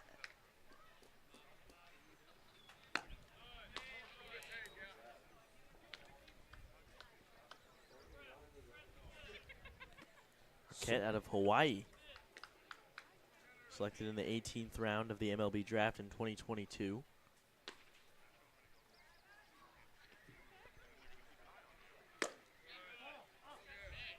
Two-0 remains upstairs.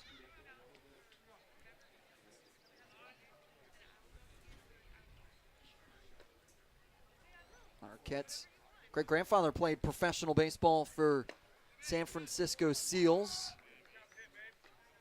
He looks at the first strike of his at-bat.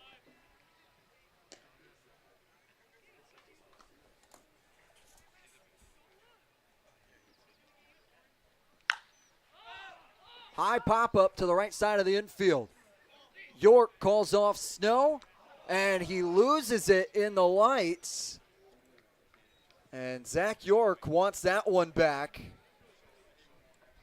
Ball that just kept drifting to the left side. And Arquette's aboard. Yeah, that ball just kept seeming to fade all the way. Looked like it almost ended up right to where Eric Snow's spot would be. And that ball just kept going, went a little further than Zach York had anticipated.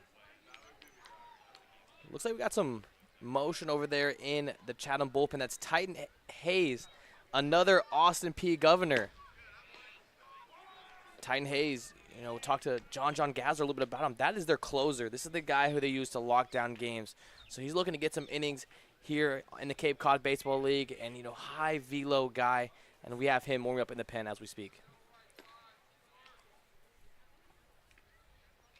0-1 is swung on and missed by Cantwell. Put together a solid day in the box so far with a single and a walk.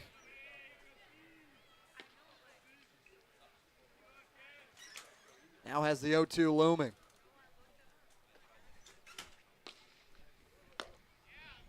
Pitch upstairs that Cantwell holds on.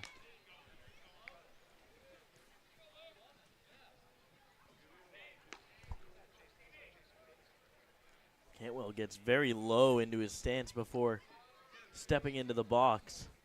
See if he does it again, if there is another pitch. 1-2 delivery. Breaking ball that skims dirt. 2-2. And there was that true 12-6 curveball right there. So far from Solorzano, I've seen a lot of the sliders. You know, that's one of the only ones that he's really broken up off the play for trying to get a strikeout pitch right there. So he's trying to mix in a lot of his pitches here, uses that 12-6 to try to get a chase.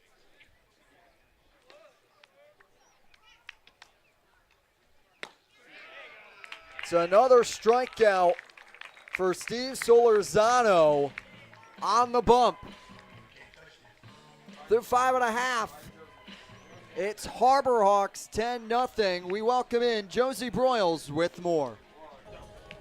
Thanks, guys. We've talked a lot about the pitchers on this team, but I really want to try and compliment the hitters. They've scored a total of 35 runs, including this game this season, and I was able to pull aside star hitter Wallace Clark, and I asked him what some of his expectations and goals were when coming to the Cape, and he told me that he knew the competition was going to be strong, he knew it was going to be tough, but that he wanted to use it to the best of his abilities and just have fun playing baseball. And that kind of reemphasizes what head coach Mitch Carricker said the other day, that he really thinks it's important to emphasize having fun playing the game, and that comes across so well with this team. You can tell that they love what they're doing. They're having so many runs. They're just doing a really good job, and it's really exciting to see. Back to you guys. Thanks so much, Josie, and such a timely hit, as well as the first off day looms for these guys, with tomorrow being a league-wide off day. Talked to Coach, he mentioned it in the pregame show. It's R&R tomorrow. It's go out and see the Cape, do something away from the baseball diamond, since you spend so much time here throughout the summer. He's going to go out and go see a little bit of family in Boston tomorrow. Gives his players the opportunity to explore the Cape and continue the good vibes heading into the first off day. And that, as you hear, something that is happening so much with the people on the Cape League so far is, you know, you're on the Cape, but there's so much games being played, so much work being done, so much extra work that you want to get done. You don't get all the time in the world just to go adventure everywhere. So Coach Skip, Mitch Carricker, doing a great job there and letting his guys, hey, go to, he said, hey, go golf, go mini golf, you know, do whatever that you want to do, go enjoy the Cape. Pitching change on the mound for the Anglers. Yeah, and it is a candidate for the best hair and the best name on the Cape, Titan Hayes, out of Austin P. 6'2", 230, mid to high 90s. We were watching him throw in the bullpen. He has a lively, lively arm. Also throws a hard-breaking slider as well.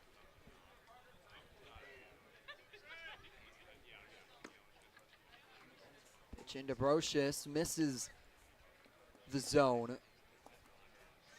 And with everything he throws, he is a fastball slider guy. He is going to live on that outer third, and we saw that a lot for the Governors this year.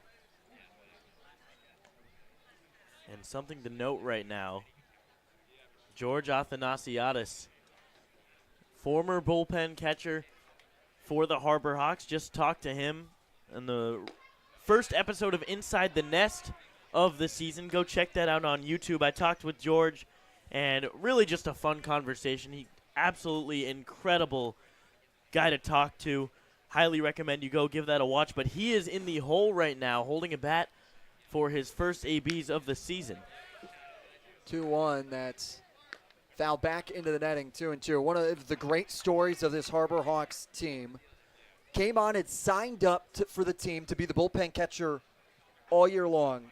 Didn't get placed anywhere for summer ball after last year playing in the NECBL for the Mystic Schooners. This summer didn't get a placement. Friends with Cole Vellis, the director of baseball ops. Knew we needed a bullpen catcher. Said, yeah, I'm your guy, out of Merrimack. And with 2 catchers not being enough here, with one being in the College World Series in Jackson West, as Brocious works the walk, and 2 of them, and Alex Sosa as well, made an opening on the roster, and the team had a pretty quick decision to make, and they wanted to give it off to George. He's going to face a very tough fastball soon enough after this Kepley at bat as Parker Brocious on first base.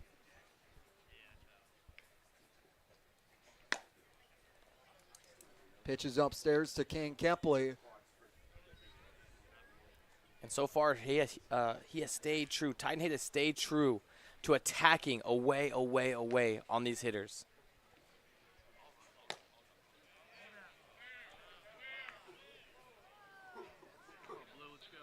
Pitches low to Kepley, 2-0. Already has 2 walks today.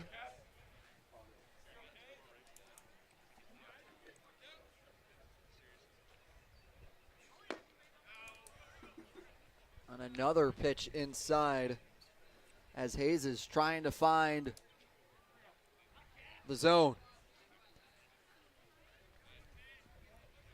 Yeah, and a lot of these pitches not missing by much. On a few calls, you hear the dugout say, hey, where is that? You know, just missing the plate, so expect him to lock back in here. And locks in right there, Nico. For the get-me-over strike right down the heart of the plate.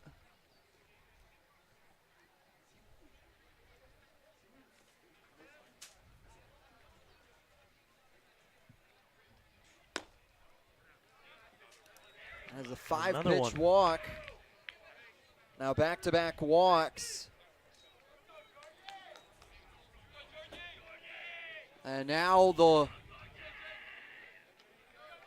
aforementioned George Athanasiadis steps in to the box for his first at-bat for the summer. I was on uniform day, had a smile across his face, understanding the opportunity he was given, a temp contract, say he could play in Cape Cod baseball. One of those touching stories, a New England guy that grew up coming to Cape Cod Baseball League games, stayed in the region at Merrimack College. Now staying in contact with the team pays off as he's behind in the count, 0-2. Yeah, tough combo for Georgie to see right there. He saw fastball right on the black, right on the corner. And then what does Tyne Hayes do right behind it? Drops that slider in. That's a tough take for George Athanasiadis right there. Quickly goes down, 0-2.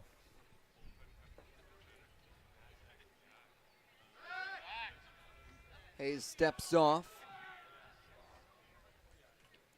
as Brocious goes in standing.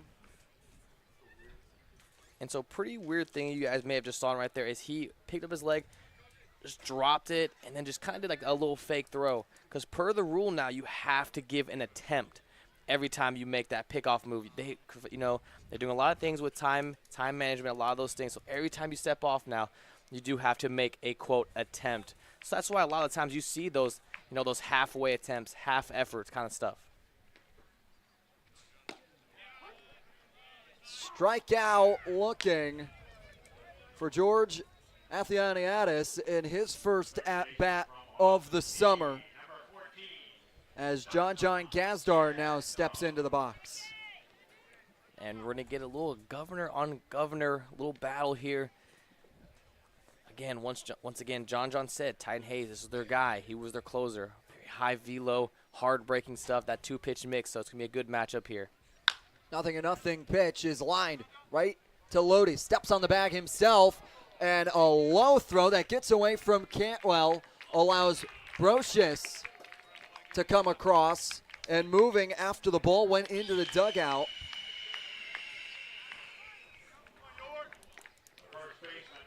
Gives them a little bit of insurance as well on the, obviously you don't need much more insurance from a 10-run lead, but at least for the mercy rule, technically these could be the last at-bats for Hyannis of the game.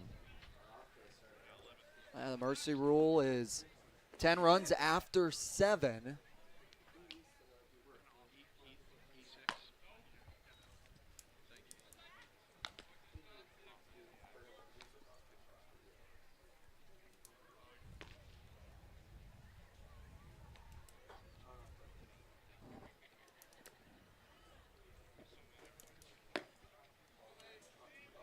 Pitch is low to York again.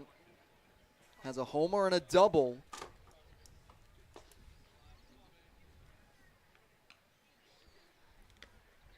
Right now, York today has 5 RBIs himself off the 3-run home run. And then the 2 he brought in off his double back in the 4th. That puts him near the league lead with 6, where Gazdar is there.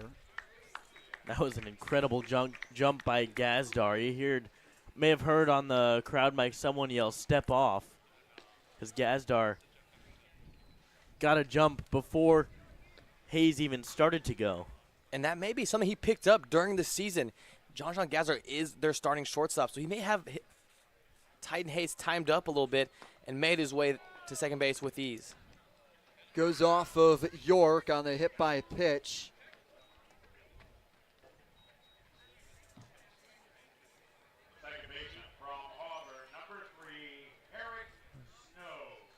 And with now a big top of the 7th coming up, there is some movement over there in the Harbor Hawks bullpen. Looks to be number 23, Jacob Moore, the redshirt sophomore out of Tulane.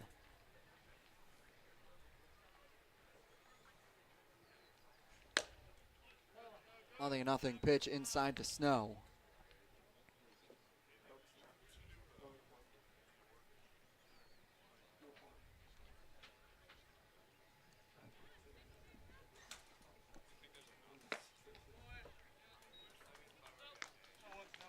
Snow trying to make it a 14-run game with that swing. You know, we're used to seeing him be handsy hitter, try to drive the ball the other way. That time, trying to drive the ball deep into left field. He's got a little extra motivation as well. There's a little bit of a host family incentive if you hit a home run between Groves, Snow, and Gazdar and Stone Cushing. And their host mom, if any of them hit a home run, she will buy them an ice cream cake from Kilwin's out on Main Street and bring it home. So you got to go swinging for the fences here. You want to try and get an ice cream cake. And I talked to him. I said, John already has his. He got Grasshopper. I said, do you know the flavor you're going with? He's like, didn't even blink, going with salted caramel, and that's all I want. I don't want to split it half. I want salted caramel the entirety of the ice cream cake. He's a man who knows what he wants. He's just now got to act on it. The 1-2 is a strikeout looking for Snow as he's running up looking. We go to the top of the 7th. Chatham Anglers here looking for 2 runs to try and extend this one as the mercy rule leans.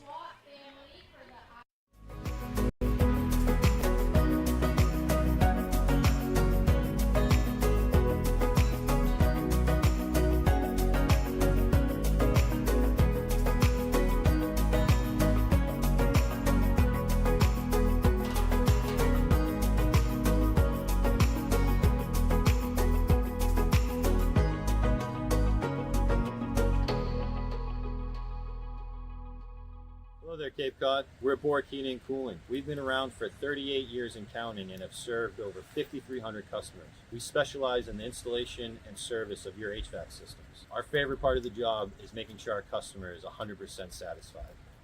We've been using Bork Heating and Cooling for over 20 years now. They've installed our furnace, our central air conditioning, and our hot water heater. Their service department is great, and I'd highly recommend this company to anyone. We hope to hear from you. Give us a call anytime. Go Harbor Hawks!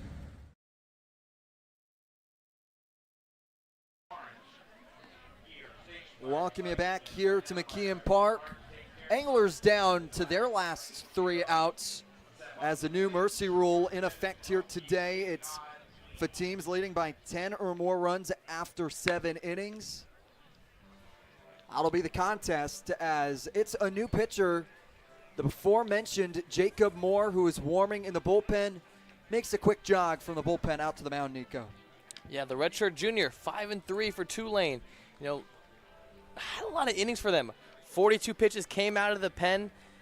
And this is a guy who a lot of people talked about. Really good fastball. Been working on the slider since January, and since then, vastly improved. He is going to be a sinker slider guy. That slider got a lot of tight and late break. So look for him to utilize both those pitches here with that arm side run sinker and follow that back up with that tight breaking slider. It'll be 7, 8, and 9 for the Anglers to try and create some magic. Just need 2 runs to keep the game alive.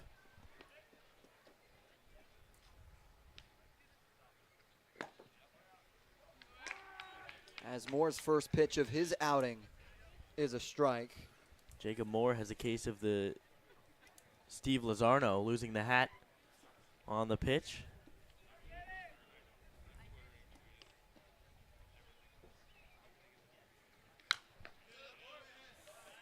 Gasparino behind the count after a foul ball.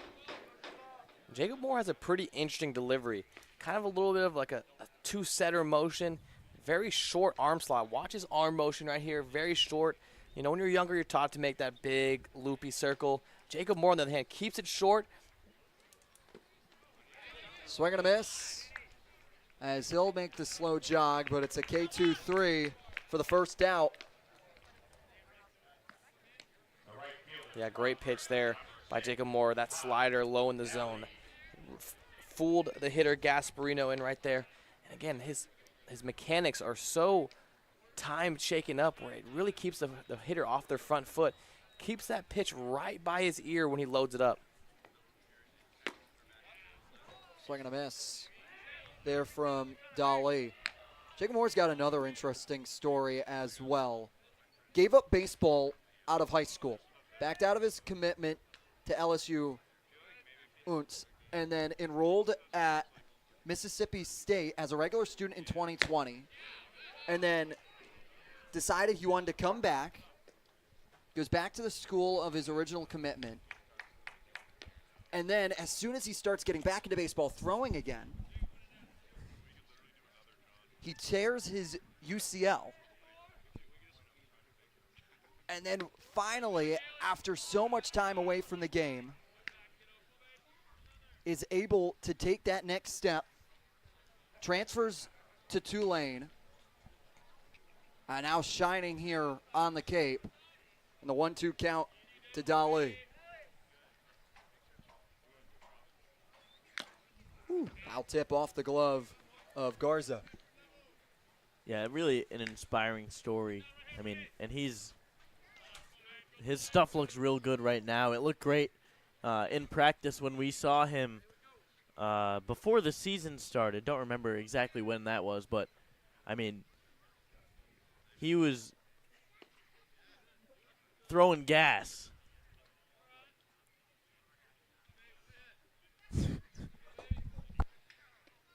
He settles in here with the 1-2. That's another strikeout looking for this Harbor Hawks pitching staff that continues to dazzle.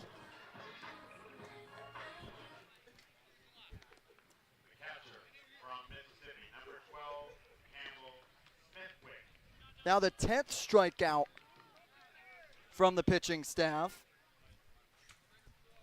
And here's a guy in Campbell Smithwick that, again, I was raving about him earlier. An incredible hitter, especially as a catcher. Two-way type of catcher where he can pick it behind the backstop and also absolutely rake from the left side.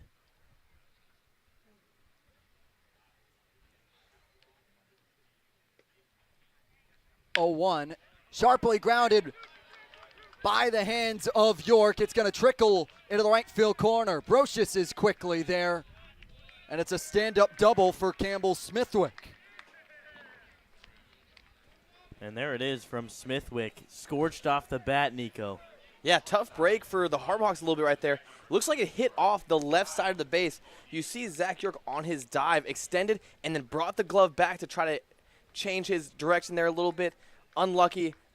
Great swing there by Campbell to get the double.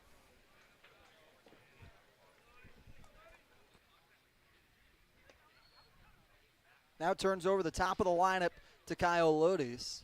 Still just trying to get those 2 runs to not have the mercy rule in effect here this evening. So far, Jacob Moore doing a great job of keeping these hitters off balance, using the sinker up or a fastball up in the zone and then dropping the slider out in front. Moore steps away from the rubber.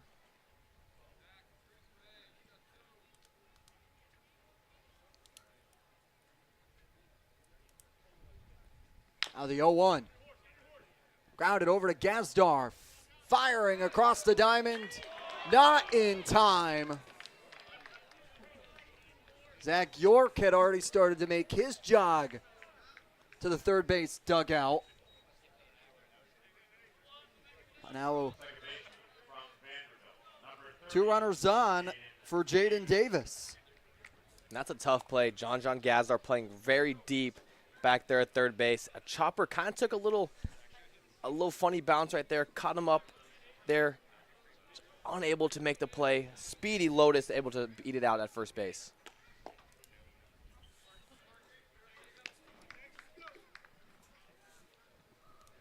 Jaden Davis with a double in the gap here could keep this game alive.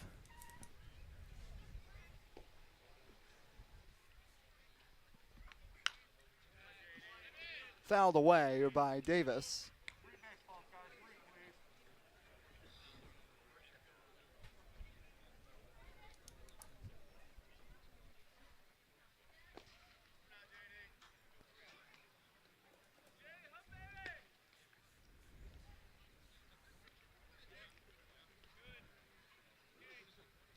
The 1-1 from Moore is high by the eyes of Davis. Davis had a single back in the first. It's been quiet ever since. Ooh.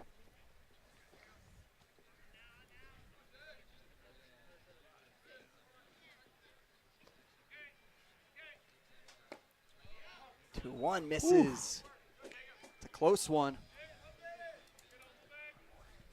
Jacob Moore doing a good job of trying to work in and out of the zone right there. Just missed off, but even a better take by Jaden Davis right there. 2-1.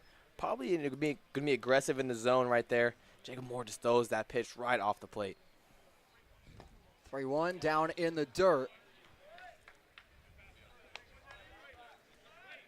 And now bases loaded for Ike Irish. Now Tanner Cunha. I have to have a conversation with Moore. Here's they just need 1 more out. It was a quick start to his outing with a strikeout against Gasparino and then a strikeout look against Dale. And it was a double from Smithwick. It was a single from Lodis. And now Davis gets himself a walk. The base is loaded. What can Moore do here? Yes. As far as longevity of this game, this is a big AB here. Lotus on second base would bring it below 10 runs. but also one pitch away from this game being over right here in the 7th. Nothing pitch. Clips the outer part of the zone on Irish for strike.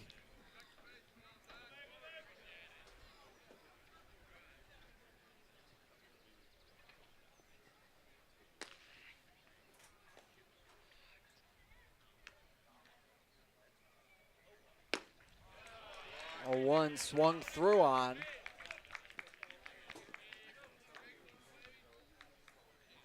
Now more after the conversation is ahead against the first team All-SEC man. And the delivery. The pitch upstairs, 1-2. Yeah, Jacob Moore in that last fastball looked like he had a little extra on it, big moment here. Definitely tensions are rising. Put a little more velo on that fastball.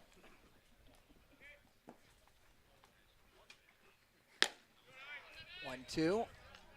Outside again.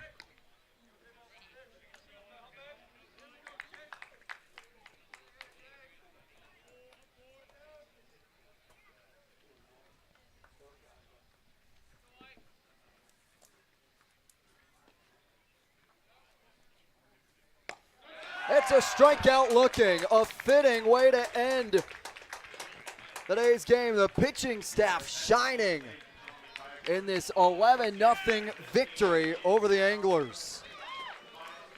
And the Harbor Hawks have stretched out the number to 31 run differential so far, and it comes from both sides. Okay, that's a lot of crooked numbers up there on the scoreboard, but just as many crooked numbers are zeros on the top halves of the innings. The second shutout of the season, and the Harbor Hawks remain undefeated. 4-0, the lone team on the Cape that has not suffered a loss yet. And just what a beautiful performance up and down the entire team. It all started with the energy of Ryan Dromboski. He had great stuff. At times, he let hitters get to him a little bit, at least in terms of base hits, but he'd get out of the jams every single time, help turn a beautiful double play, and another shutout for the Harbor Hawks in what ends up being another mercy rule. Another mercy rule, as Harbor Hawks have the day off tomorrow, but you can catch baseball back here on the Harbor Hawks Baseball Network on Thursday as we travel to Bourne Park to take on the Bourne Braves, and then against Cotuit on Friday in a battle of Barnstable. The first meeting, return home on Saturday versus Orleans. Harbor Hawks continue to play great baseball to start this young 2024 season. For our producers, D-Bot, Chase Avery, Zoe Green, Charlie Adams, our sideline reporters, Matt Coates and Josie Broyles, my broadcast partners, Josh Schreiber and Nico Sharp. I'm Jacob Iron saying so long from McCann Park. We'll talk to you Thursday for a West Division showdown between Bourne and Hyannis.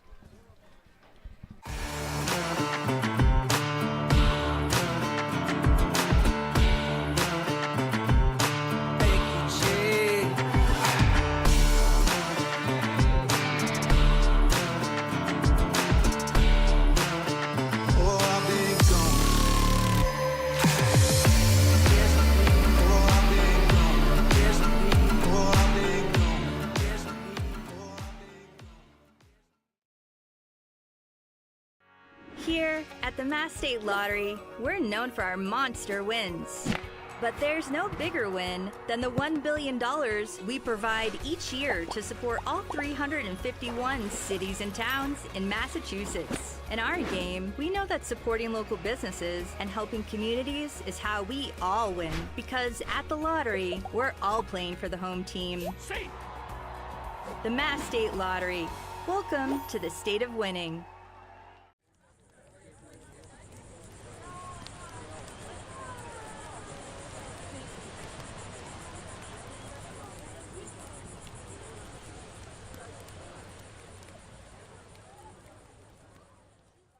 When you need to be seen for a minor illness or injury, Cape Cod Healthcare Urgent Care is here for you with high-quality, full-service walk-in care. ER expertise meets urgent care convenience at our 6 urgent care centers, which are staffed by board-certified ER providers and located Cape-wide from Falmouth to Orleans. Cape Cod Healthcare Urgent Care is open daily and offers a cost-saving option for everything from sprains to stitches, with timely treatment in under an hour for most patients. View online wait times at capecodhealth.org/urgent care. Cape Cod Healthcare Urgent Care. Minor emergencies, major attention.